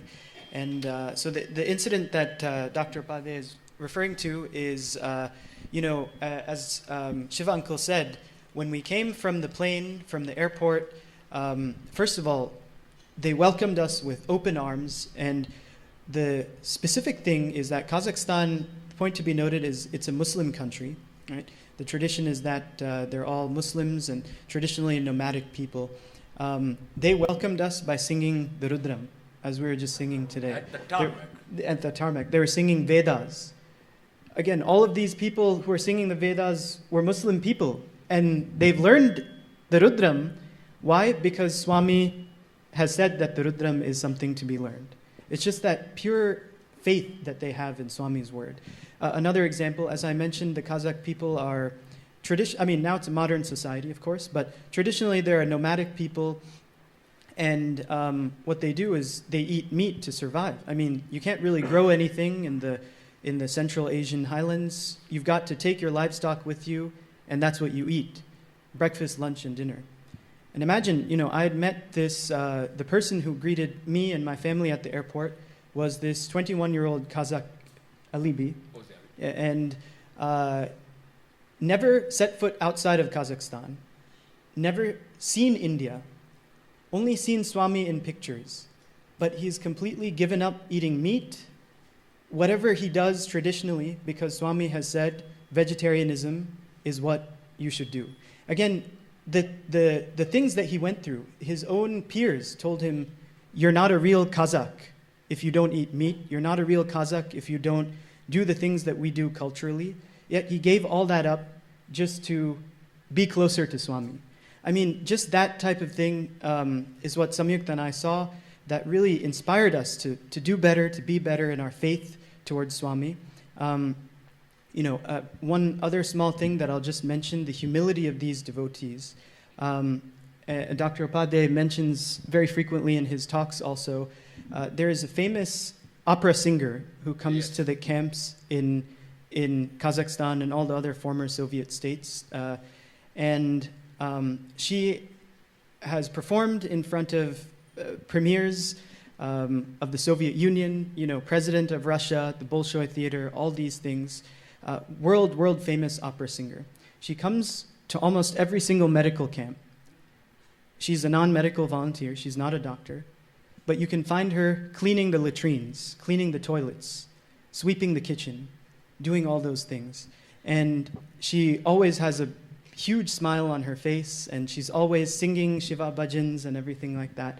And if you ask her, what it is that drives her to come and do this service when she could do anything else. Again, this is a lady who's used to the 5-star comforts of hotels and everything, and she comes and she sleeps on the ground in the dust and the dirt and shares slit trenches with all the other volunteers. She said, I only do this to keep my ego in check. Right? Serving Swami is really what brings me true joy. And there people say, give me all kinds of praise, but this is the real praise that I want, from Swami. And so just seeing that the medical camps are really what inspired me to go into medicine, I can say. And even if you're not in medicine, even as a student, there were so many things that I could do. And so for everyone, if you have the opportunity to go to a medical camp, I'd say it's a must-go opportunity. And even if you don't have the opportunity to go internationally, just 2 weeks from now, there's a camp here in our area that you can volunteer at. So, no, thank you so much for the opportunity, Uncle, and thank you all.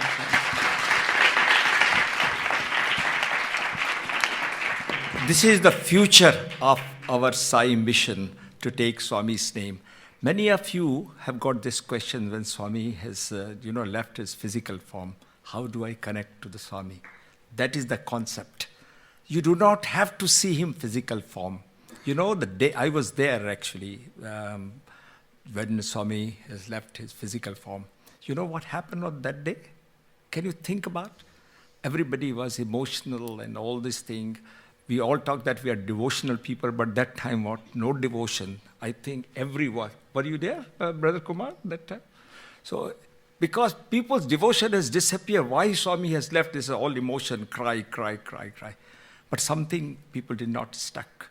Swami has always said, do not be attached to my physical form. Probably Gita will remember that. And he was trying to tell again. Today I was telling actually, Brother Suri, that that tree, famous tree in Vrindavan, and probably it is so close to Gita and, her family, they identify Swami with. And Swami cut that tree only for one reason, because people were getting too attached. Am I right, Gita? That was the reason. He want you to cut the attachment to physical body. Something very profound happened just a year before Swami said something. The day, he didn't say when this day will this physical body leave the physical form, that cosmic energy will pervade each and every place in the world. That time, I will travel from Prashanti Mandir to your Hriday Mandir. So that is where he is now. So don't think Swami has gone. These people in Kazakhstan, Afghanistan, wherever I go, they have not seen Swami. Just look at the picture and he is there, no doubt. Nobody doubts. I have not seen him and all those things. Probably Dr. Shiv Kumar will remember this incident. There was a young chap like you, wonderful bhajan singer. And this was the time of Ramadan. And in this place, the sun is from 5 o'clock in the morning, it doesn't set till 9 o'clock. So you can well imagine they can't drink. They were digging 6 meters down to make the, toilets, because there are no toilets in this school. Sweating. People ask why you're doing it. Swami is giving the energy. That is what their concept is. What was feeding them? Only bhajan. So I asked them, what bhajan has to do with your service? I said, sir, all these bhajan gives this energy. How we translate that energy? until unless we take that service. And he told me something so beautiful, which I never thought. So I said, who inspires? He said, sir, Swami is the one who is the best bhajan singer. You know, a young boy telling, he's saying Manas Bhajare Guru Chandam fasting. But he also did the service. Before singing that bhajan, carried the water on his shoulder 4 miles up and down every day, not for his family, but for his next family. Bhajan and service goes together. Energy which you get until unless you translate into the service, I think it is not complete. It is like book half read, not read completely. So it is very important message of the Swami. What energy you get out of the bhajan singing, take it to the society and put the smile on the face of the people. That is what is very important. How much time this question is? Huh?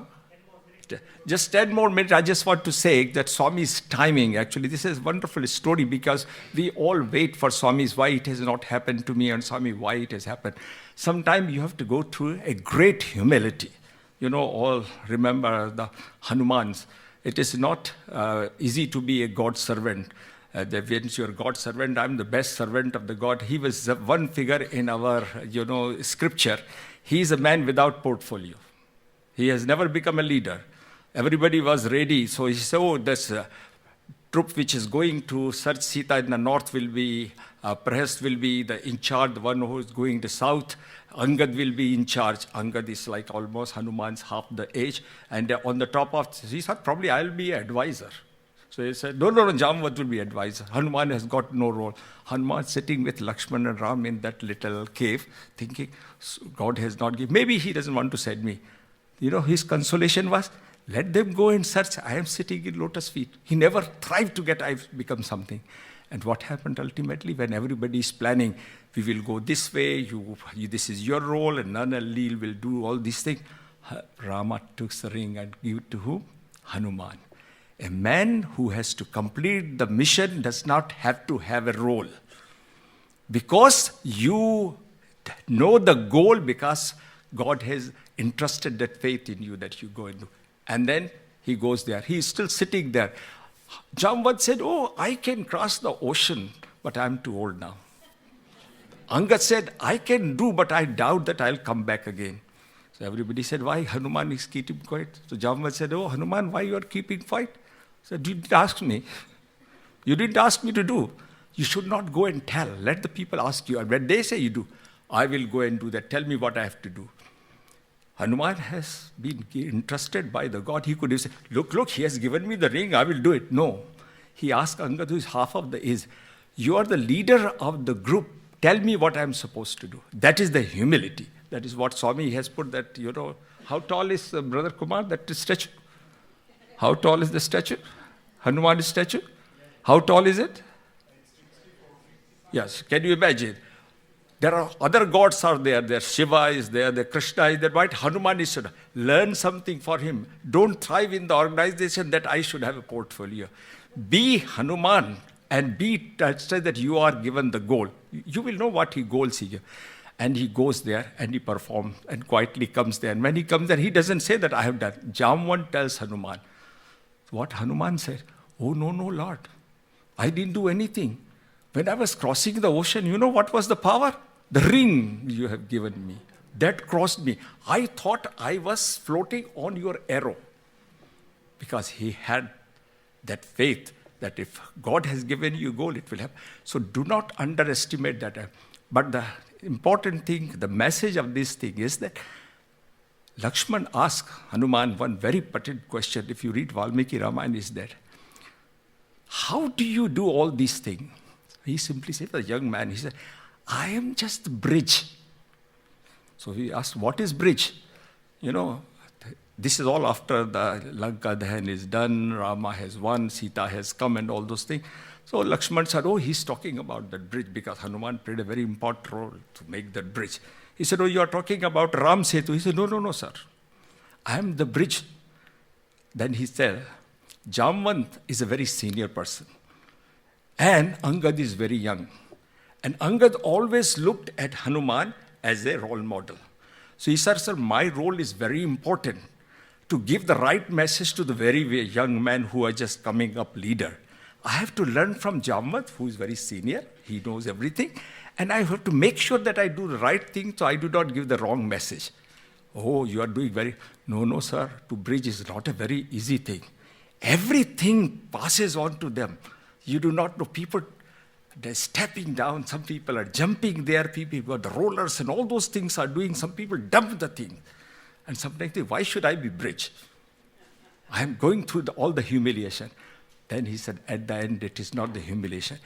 When somebody does what my Lord has done, if I have become his role model, I feel I'm so happy to be the bridge. So you youngsters, you are the bridge in our seniors and for the children who are coming from EHV and Bal Vikas. You have got very important. Each and everything you do, they are watching whether you do it wrong. And this is what exactly you people have seen when you have gone to medical camp. Where did they learn? They have not seen Swami. They're watching those people. And such, I can speak. I am not a speaker, but I can take you the scenes what that has happened. And sometimes we always think that it is so important actually. Swami always said, your action reflects me, not actually my mission. I am a Sai devotee. Yesterday's happened, Brother Pradosh was there. And there was one English lady came for the first time. She's thinking for coming for 2.5 months. She did not come. She's sitting, and halfway I just looked at her. She's just crying and crying.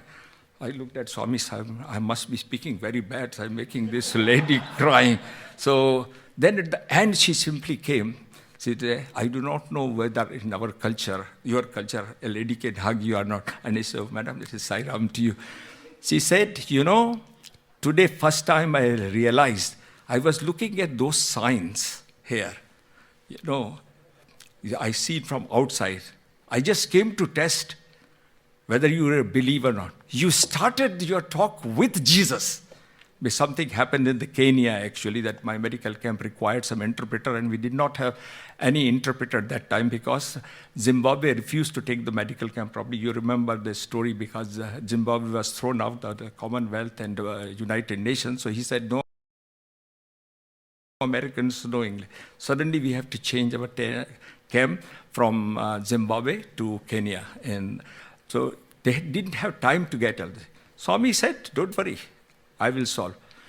One of the convent school, mission school comes. They were all Christian. Easter is coming. They say, this is a wonderful time for us that our children have the interaction with the people from British and Americans. They will learn something. They become our interpreter. And I was explaining how the Christian mission.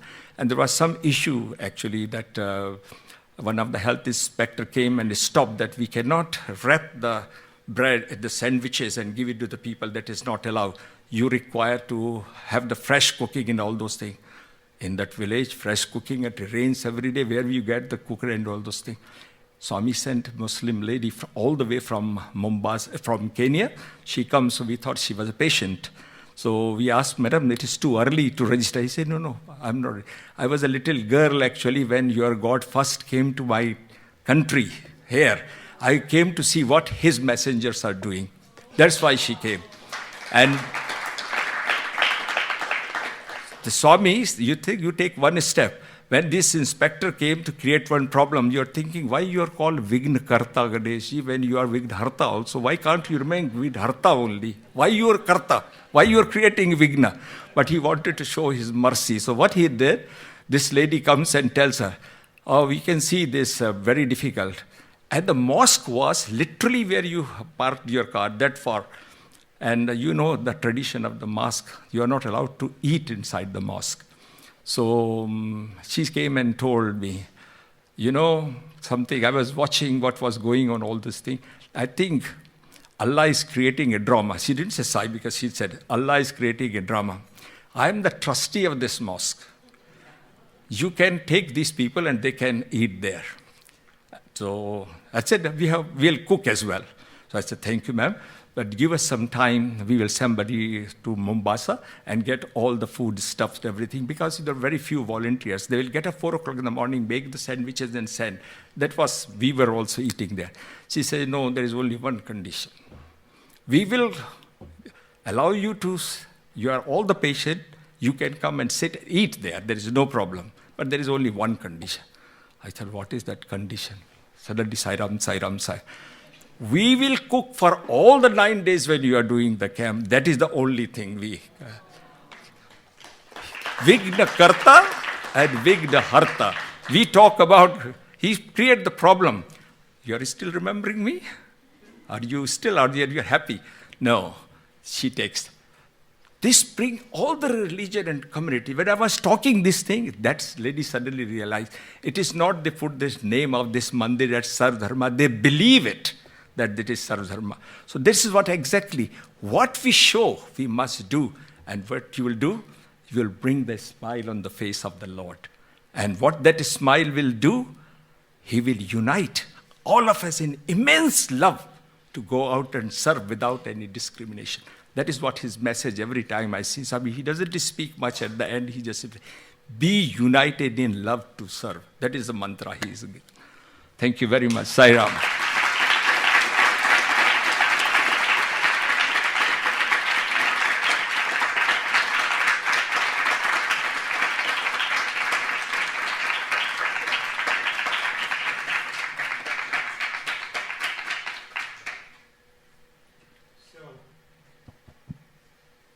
Learned a lot from this talk. I had some questions from youth, and I'm sure many of you would have some questions. So we have some time now. Let's tee up questions for Dr. Upadhyay. Don't feel shy. I love to have the question from youth if they've got any doubt about Swamis and service and divinity.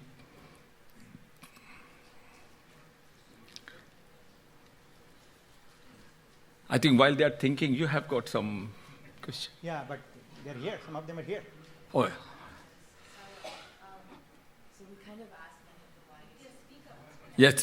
to us, and so a few of the questions that we got was, well, the first one was about good company. So how do we deal with the consequences of leading bad company is the first question that we have.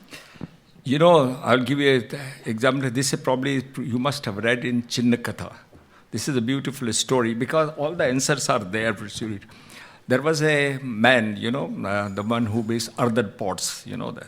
So this man, in that town, everybody used to smoke. So he used to make that chilam. You don't know what chilam is? There is something which is earthen pot. You put tobacco in that. And the man, pastime, when the poor ladies are working in their kitchen, they're sitting on the cot and smoking all the time. So he was doing this work, and then somebody came actually, and so the soil when he was doing and all those things, they were thinking, oh my goodness, this man makes only chilam, he doesn't make anything else, we are fed up, he should do something else. Then the God listened to the prayer of the soil, and there is a big contractor came. He said that hot summer is coming, can you make this pots, we call, matka, surai, you feel that, we use cold water and all those things. And the soil became very happy. You know why? That other part of the chilam, when make, he said, my duty is they put the tobacco. Not only I burn, but I burned others. And look at you. You have got a cold water and you can thirst away. How lucky you are. That is what you are. Whether you have the company of that thing which take the thirst away from the people or you burn the people. The good company is the most important thing. Swami always said, and you see the transformation, I was talking about Satyanarayana and other thing, what he's told me, that sir, what we are today, we not have been there if we were not in the company of the Lord. He used to take us do this Panduranga bhajan and that thing. We got the scolding of our people who didn't want us because we will go home and tell that you should not be doing that thing. So his life, his message, he has taught the people to be in the good company. And look at the life of those people have changed. So this is something very important. You can choose, there are roads there. You can choose the path of good company and you will be throughout be happy and in bliss.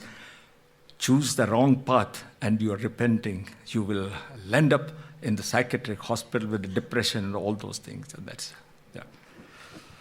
Okay, so another question that we have is, how did you personally come to Swami? And how were you so keen to believing him so quickly and his his message? I think probably you all know that our notion that I came to Swami or you came to Swami, it is not there. The biggest example is Puttaparthi itself. You know the population of Puttaparthi, so many villages around Puttaparthi. If you take the sum total of, there are more people from outside Puttaparthi believe in Swami that he is God than Puttaparthi.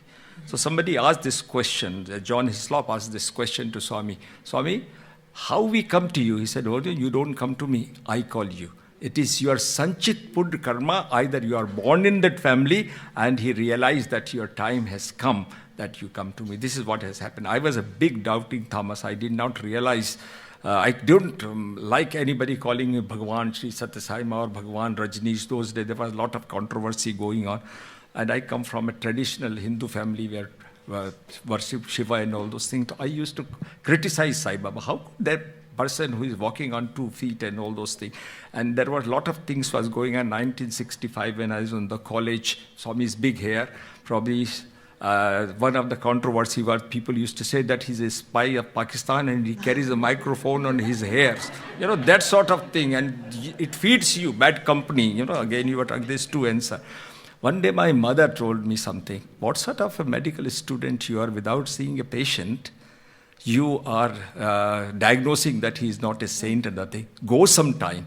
It took me a long time to go there. But the day I went there, he is there. He crushed your ego. And who changed me? A young adult, a youth. And that story is worth saying. If I've got time, brothers should say that. As an egoistic man, I got down. I was in army, just came out of the army and waiting to come to England. I thought my mother's advice, I'll take this. I went there. Those days it used to take 6-7 hours to Karnataka bus to come. And not only you travel, it is a wonderful democracy. You travel with the goats and all sorts of animals in the bus as well. So it is a wonderful company. Great joy. I came down and it was morning, so I saw only one person walking on this thing, caught in a rush. Beautiful white, trouser and shirt like our Swami's student. And so I stopped him. I said, can you just tell me how can I see Sai Baba? So he looked at me, oh, he is one of those people who have come to see Sai Baba. So he said, sir, you don't see Sai Baba. You come to, I am going to Mandir, and if Baba wants, you will have his darshan. Typical. He spoke such beautiful English. I was surprised I was inquisitive. I said, where do you come from? He said, I'm from Boston. I said, you are from Boston? When did you come here? When I was 7 years old. You come from Boston? Here all the Indian people die to go to England or America and you have come from there? He said, sir, to cut the story short, because just fast forward, he said something, just one word. Swami doesn't have to change you. His students can change you. He said, sir, the education in the Western world is linear. You are just aiming to go to the goal. Here is 3 dimension. And given the love of mother on the top of that, that's why I don't feel like even holiday to my home. My goodness. Then I thought, I just move one step closer. He may not be God, but definitely if he can produce the boys like Vivekananda, he's a good teacher. So at least I've taken one step. Reached near Mandir. He said, sir, we boys have got a special place to go. You stay there.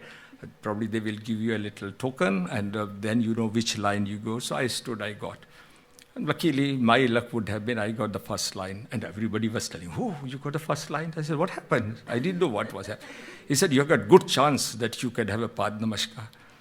So he came, I looked at him. Still I have got a cataract in the eye. I could not see his divinity, that ego. That's why probably he made the eye doctor so that I removed the cataract. So he said, this man is almost blind. He came to the lady's side. He came very close to me, and just from there he turned and went back. Did not even look at me. And then I said, my goodness, he knew that I have come all the way here and sat down 8-7 hours in best. At least if he's God, he should know that I have come to see him. That I'm putting blame on him. What sort of God is people called? He's God. He doesn't even know that somebody has taken that much trouble, as if I have just walked all the way from my hometown. I've taken so much trouble. Nothing happened. So I thought I'll take the next bus and go. It happened to be that day his talk in Purnachandra Hall. So somebody said, "You're very lucky, come on the day, you listen to his discourse." I said, "Oh, no, I've got enough, I'm going back." He said, "Sir, last bus is also 9 o'clock, you can go there." So I said, "Well, it will be too late to travel in the night." So he said, "No, there will be early bus, his talk will be not very long." So I went and sat down there. The moment he came and he just sang a Telugu, passage. Normally either he does, before he starts, he always sing. Such a beautiful, melodious voice. I said, "My goodness, what a voice it is." I'm not a person who can sing myself, but Swami is very lucky. He knows this fellow will never learn, so he put me in a music family. So all my family members, they are good singer. So he sang. So I said, "Such a wonderful, I wish he could continue that." But then suddenly, he stared towards where I was sitting. I was sitting at the shutter, not even inside.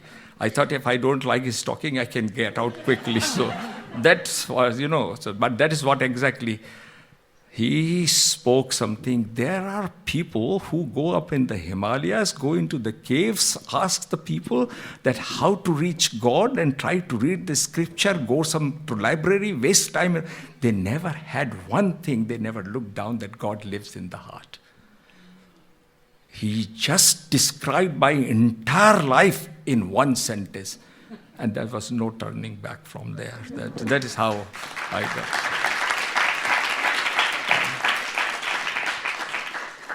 So, Yeah. yes. So in SSSE, we learned to incorporate Swami's teachings in our life. So could you share a story where involving his teachings kind of changed the course of your life? Like one particular event or one teaching, it just changed the rest of your life. Okay, just give me 1 minute because so many things. That is a wonderful question, but I have to think which was my turning point. Yes, probably I shared this actually in retreat, but that was my changing life. We all become doctors, and one of the Swami's teaching is Manav Seva is Madhav Seva. You understand what that means? Manav Seva is Madhav Seva. Serving the man is serving. You serve the man like you serve the God. That is Manav Seva. So we all know the teaching, and we try to do that one. But when you come to a difficult patient, you also get very agitated. That's it. That patient says, no, this is not right, doctor. I've been waiting for such a long time, and now I have taken this medicine, doesn't work. Can you give me something else? Then suddenly you lose your temper also. You say, "Look, you want to take this medicine? Take, otherwise you can go somewhere else." This was we were doing before coming into Swami's Well. But how you learn it basically. So some of the students are not very clever students. So sometimes you have to have extra classes. Probably you know that if you're not clever. I was one of those students probably not very good in learning. So Swami said he required some different way of learning. So he made it possible, a different story how. He made it send me to Mother Teresa. And there was one incident which I learned the practical way. There was a man who was brought, actually, you must have this story for many times, but it's worth repeating for your sake. That man was brought into the hospice, which is called Nirmal Hriday, a place for dying and destitute. Most of the people die there. His body was studded with larvae and insect, pus pouring and smelling, stinking there. So the doctors like us, we were there. Suddenly we started putting our mask and looking for the gloves. By the time we got that, Mother Teresa with her own sari was cleaning the wound and other things like that. And one of the doctors said, "What are you doing? You will get the infection." He said, "If your child is bleeding, would you look for the mask or you look for the gloves?" That changed. Swami has sent me to learn this thing, and from that I realized if anybody who is there, you treat them like your own children, kith and kin. So that is how my life changed, and I started following and understood the first time what Swami meant by serving man is serving God. Very good question. Thank you. All right. So the next question that we have is, how do you keep Swami in your mind in your day-to-day activities today? You see, as the time goes, actually, everything becomes Swami, because you realize as time goes, do I exist without him or not? And sometimes it's how people live, what I would have been without him. You get up in the morning and you just, Swami teaches Karagre Vaste Lakshmi. You start with that thing, you touch the earth and all those things. Where does that teaching come? My mother also taught me, but I forgot by the time I went to the school. But when Swami came into life, suddenly everything revived. Then you go and sit down for the breakfast. You singing Brahma, Pranaman, or things like that. Each and every steps you are doing that, you are thinking about him. You take the step out, you think about Sai Gayatri. You sit down at the work. Swami has told one thing, that you all people get very stressed because you think you are doing the work. Just think about the God. He didn't say, think about me. Just think about the God and it will happen. And it happened in one of the operation theater. One of the case was very difficult and I was losing track. I was very stressed. And suddenly I realized, what a fool I am. Swami has told. He gave one very example I shared with young adults on the retreat day. I remembered that very nicely, and since that day my stress levels has gone. When you pick up the knife and do the operation, people give credit to the knife. Who is the person who is holding the knife? And Swami time and again say, I am holding you as a knife. So why you are stressed? Just do a Sai Gayatri, whether you are in the school, college, and you see the stress. Most difficult patient is entering, or most difficult client in your office is telling, just say Sai Gayatri and see how it changes. That is what exactly that. He forces you to remember. So the next few questions that I'll be asking are probably more pertinent to the YAs. So the first question that I have is, how do we learn what the right career is for us? When you are stuck to choose the career, leave it to him. I chose a career, became a general surgeon. I went to the war, and the 1971 war, and suddenly I realized probably that that was not the right career for me. That Swami changed me to an ophthalmologist, because first we started the camp, when he started doing with Swami's camp, 60 villages, 60 people were selected. Why was I selected to go in to do a camp which was eye surgery only? He knew that this man, his destination is that one. So when you're choosing the career, ask Swami. Probably you know this very famous incident actually. There was a young family, their daughter was going to the college and daughter wanted to take the commerce. And she went to Swami and Swami, what you want to do? Swami, I said commerce. Swami said, no, not commerce. She came back and she decided to do commerce. The day she went there, her application has not reached to the college where she was to be taken, that one. And she came back and she got the call from the medical school that she is going to the medical school, and she became a wonderful doctor. She participated in my medical camps. I remember this story. Swami chooses, if you surrender to Swami, he will give the right path. So whenever you choose, it is not necessary that you will what you want to be. It is very important what he wants you to be, and that you will find your life becomes very simple. So all the message to parents and young students, pray to the Swami, and Swami will guide you right way. Yes. Thank you for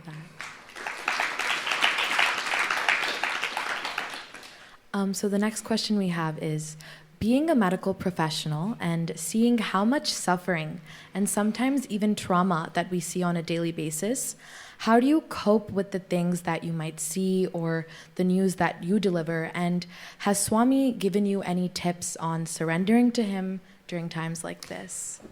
This is a very good question, and I have not talked this before, this answer, I don't know, but a beautiful question.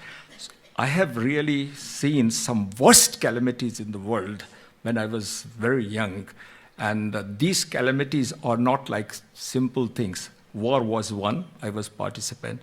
Then I was sent to, I don't know how many of you remember, there was a Bhopal gas disaster, and this was a American blessing to India, I would say, Union Carbide. In one day, 10,000 people died. In one day. It was like this. And how they were dying, they coughed their lungs out. And when we were out there, I was challenging Swami, what they have done. And only people who are dying were very poor, who were exposed to the gas. The volunteers who lifted these people in order to small children to the hospital for the treatment, If the child cough, the volunteer collapsed because that gas through his lung has gone to his thing. That's how the atrocity. It was paved, actually, the footpath with the animals for the human beings. It come to the stage that they ran out of the wood and the graveyards. So there were multiple people were put into it. And that time we were saying. Then when I had a time to ask the Swami said, you just think about what happened there. I have to think about what happened after that also. And what happened after that was that city was taken, literally it is a phoenix. It is one of the most beautiful city. We have done a lot of medical camps, and it is one of the wonderful destination for the people to go there. And I think Brother Pradosh is taking actually the young adults very close to that place called Indore, which has got a Sandipini ashram as well, I told him. And if you have time to go and see that, what Swami has done after that. He said, those people have their life, that is the way they were supposed to live, that is not your problem. Your problem is that what you could do and you can learn. Rest, leave about what happened to creation, that is his job. So from that, I have seen a lot of calamities and all those things. I have gone to tsunami, and every time it comes, some terrible things have happened in the tsunami. One of the incident what we were there, one of the mother was telling, she was brought to the camp, she was absolutely distraught. But what happened, just 20 seconds, everything washed away. This lady was walking with her little boy and the daughter, and suddenly tsunami is stuck. So she got an electric pole, she got hold of, and power of the water was so much that the child suddenly swept away. Now this mother had a choice. Shall I swim to catch that boy and leave the other one? Let one life go and save other life. Can you imagine, and she come to the camp, what could console that child? Swami put you in that situation. But such a wonderful thing, Vigna Karta, Vigna Harta.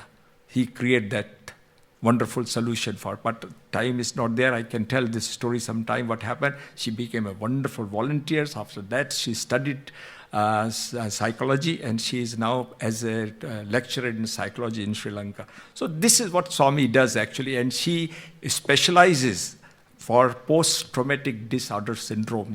She goes to the army people and she travels all over the world. She is changing the life of the people who are suffered because she has gone through suffering. Swami uses what all for the young adults, this is a mantra. Don't have a sympathy, have an empathy. Feel that what pain they are going, and you will see that. You will forget about the suffering and you will find a solution. And he will provide that solution. Yeah. Thank you so much, Doctor.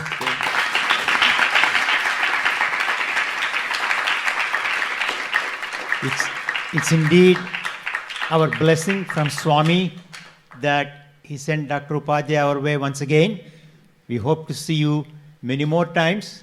You are a part of our family, literally you're a part of our family. So thank you very much. Now I'm going to ask Dr. Veda to come up and provide a vote of thanks, please.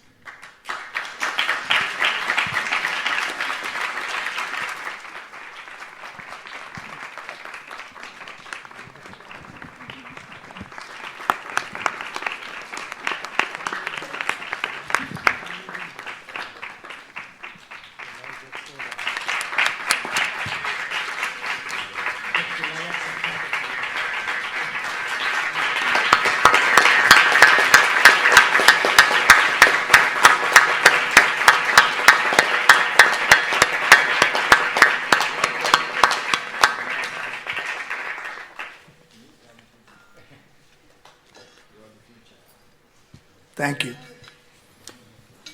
I offer my humble salutations at his lotus feet. I was told that Dr. Upadhyay, when I met him first, that he has traveled the least traveled roads. Little did I know at that time that he has even taken the thorny bushes full road to Bukkapatnam and did his service. Thank you so much for taking the time to give a booster dose to your lecture at the retreat and inspire everybody I think we had some beauty tips that Vibhuti Snanam can do. And also, I know the secret of a smile is not dentistry and orthodontia, but Sai service. What I would like to offer is that all the inspired folks in the region would be the Sai servants for all your future mission.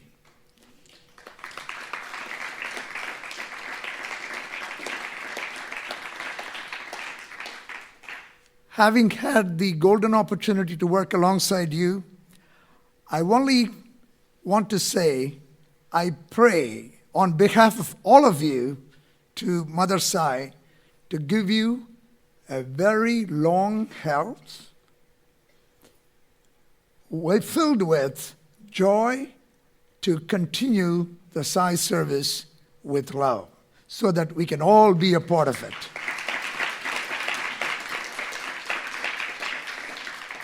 And as a matter of respect and our deep affection and love, I would like to offer you a small token of our affection. Please come.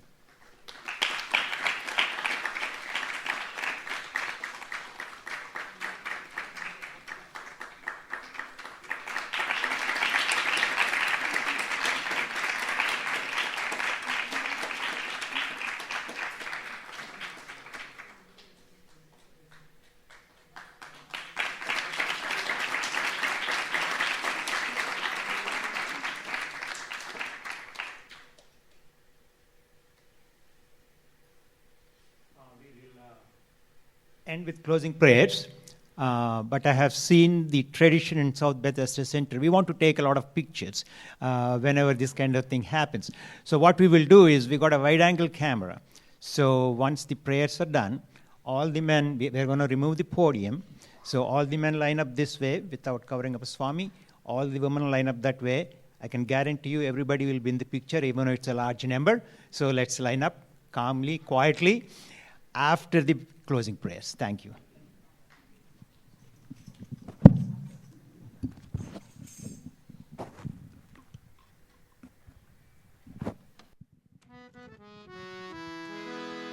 Om Jai Jagadish Hare Swami Sathya Sai Hare Bhakta Jana Samrakshaka Bhakta Jana Samrakshaka Parti Maheshwara Om Jai Jagadish Hare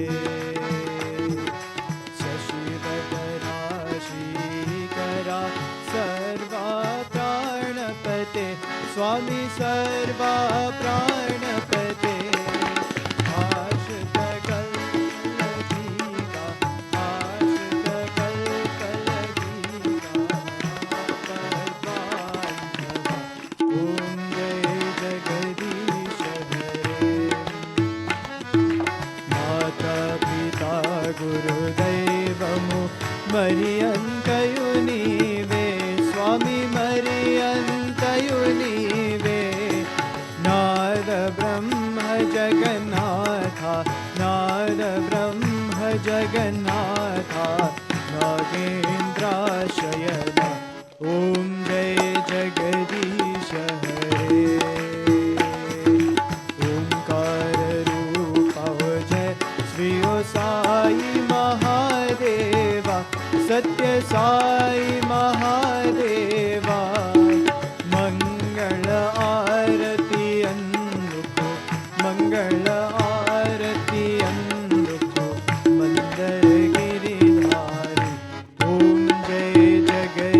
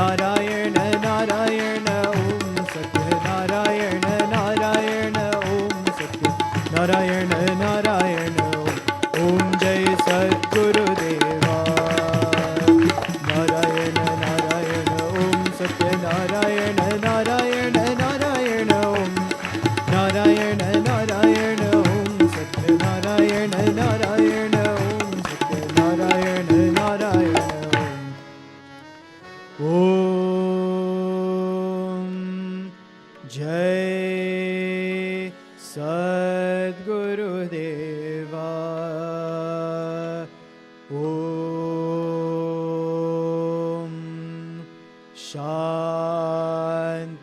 Shanti, Shanti. Samastalokaha Sukhino Bhavantu.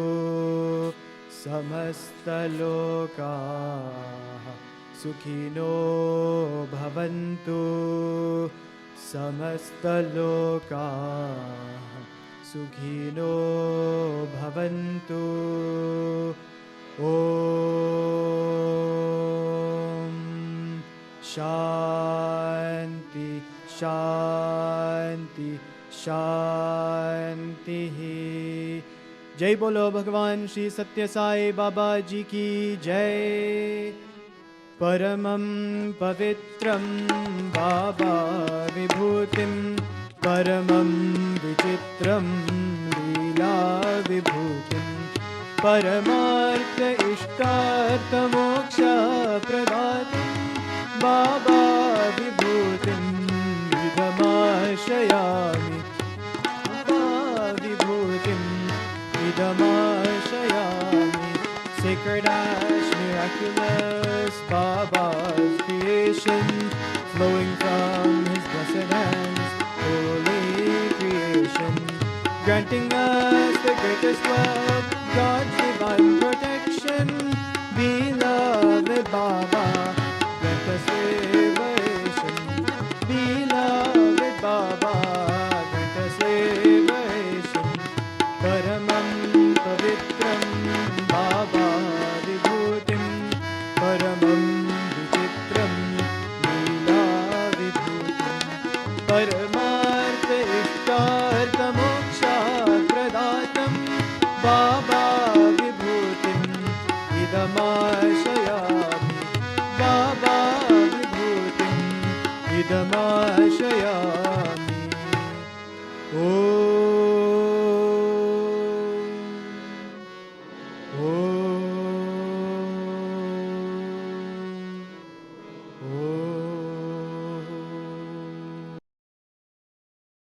In March 2025, the Sri Sathya Sai Organisation UK CIO embarked on a remarkable journey of service and compassion. Over 60 dedicated volunteers travelled to Nepal, determined to make a meaningful impact. They reached 3 hard-to-access regions, Siddharthnagar, Pokhara and Bharatpur, bringing hope, healing and love to those in need. Why do we need the medical camp? The reason is today affordability of the medical care is getting very difficult, and for some people it is impossible.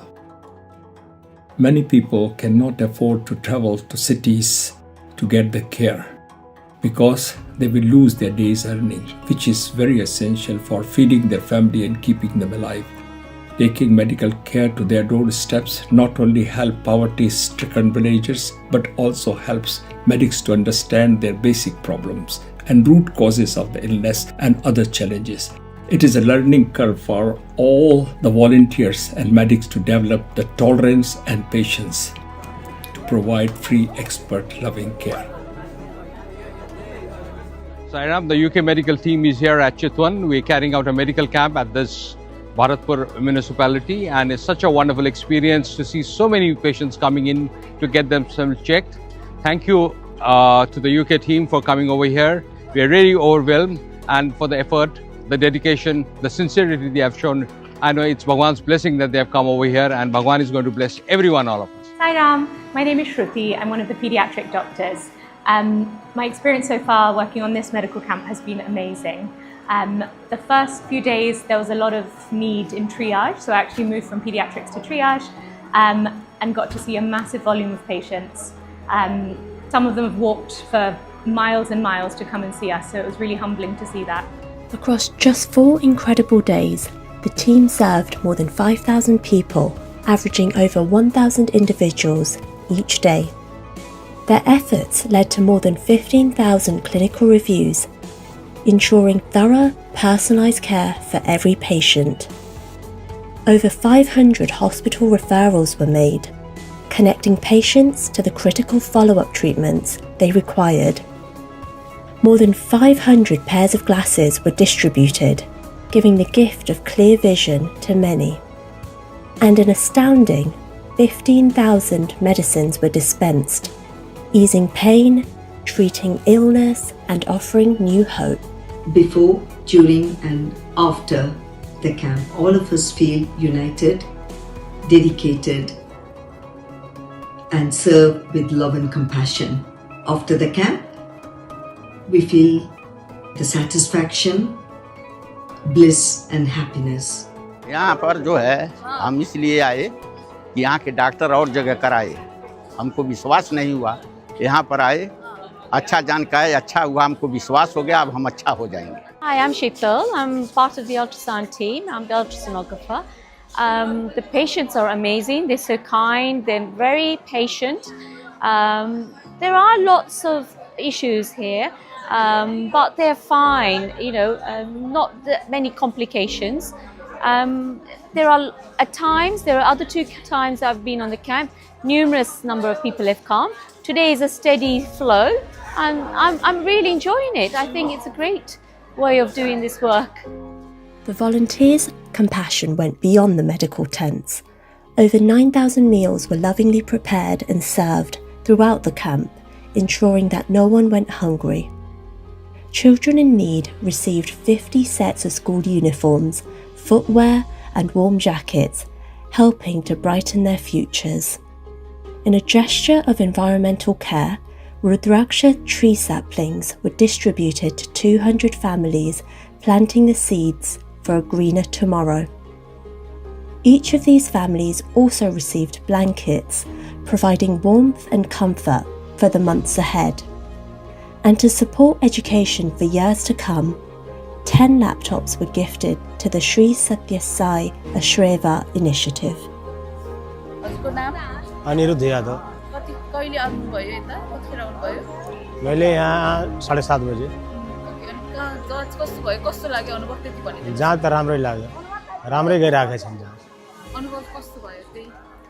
ठिकै भयो, अनुभव ठिकै भयो, अस्ति दिनुभयो, आँखाको operation गर्न भन्नुभएछ. हजुरको नाम? सकुन्तला पासी. कहाँदेखि आउनुभयो? जाँच कराया अलगैली बीमारी के कि कवन बीमारी हो ओके जांच करा के दवाई ली है अलगैली. जाँच गर्नुभयो? हाँ, जाँच. कस्तो लाग्यो? ठीक लाग्यो. हाँ, ठीक छ. खुसी हुनुहुन्छ? हाँ, खुसी हुन्छ. साईराम. हामी चाहिँ परासी चाहिँ सेन्टरबाट आएको अनि आजको कार्यक्रम एकदम राम्रो सराहनीय भयो, एकदम खुसी लाग्यो. यस्तै गरेर कार्यक्रमहरू सधैँ चाहिँ आइरहेको. हामी सेवामा आएको, हामी सेवा गर्न पाएँ, धेरै खुसी लाग्यो आजको सेवा गर्न पाएकोमा. हजुर, thank you. This was more than just a medical camp. It was a demonstration of love in action, of selfless service, unity, and the boundless spirit of giving. On behalf of all of the volunteers and the Sri Sathya Sai Organisation UK, thank you to everyone who made this unforgettable mission possible. Jai Sai Ram.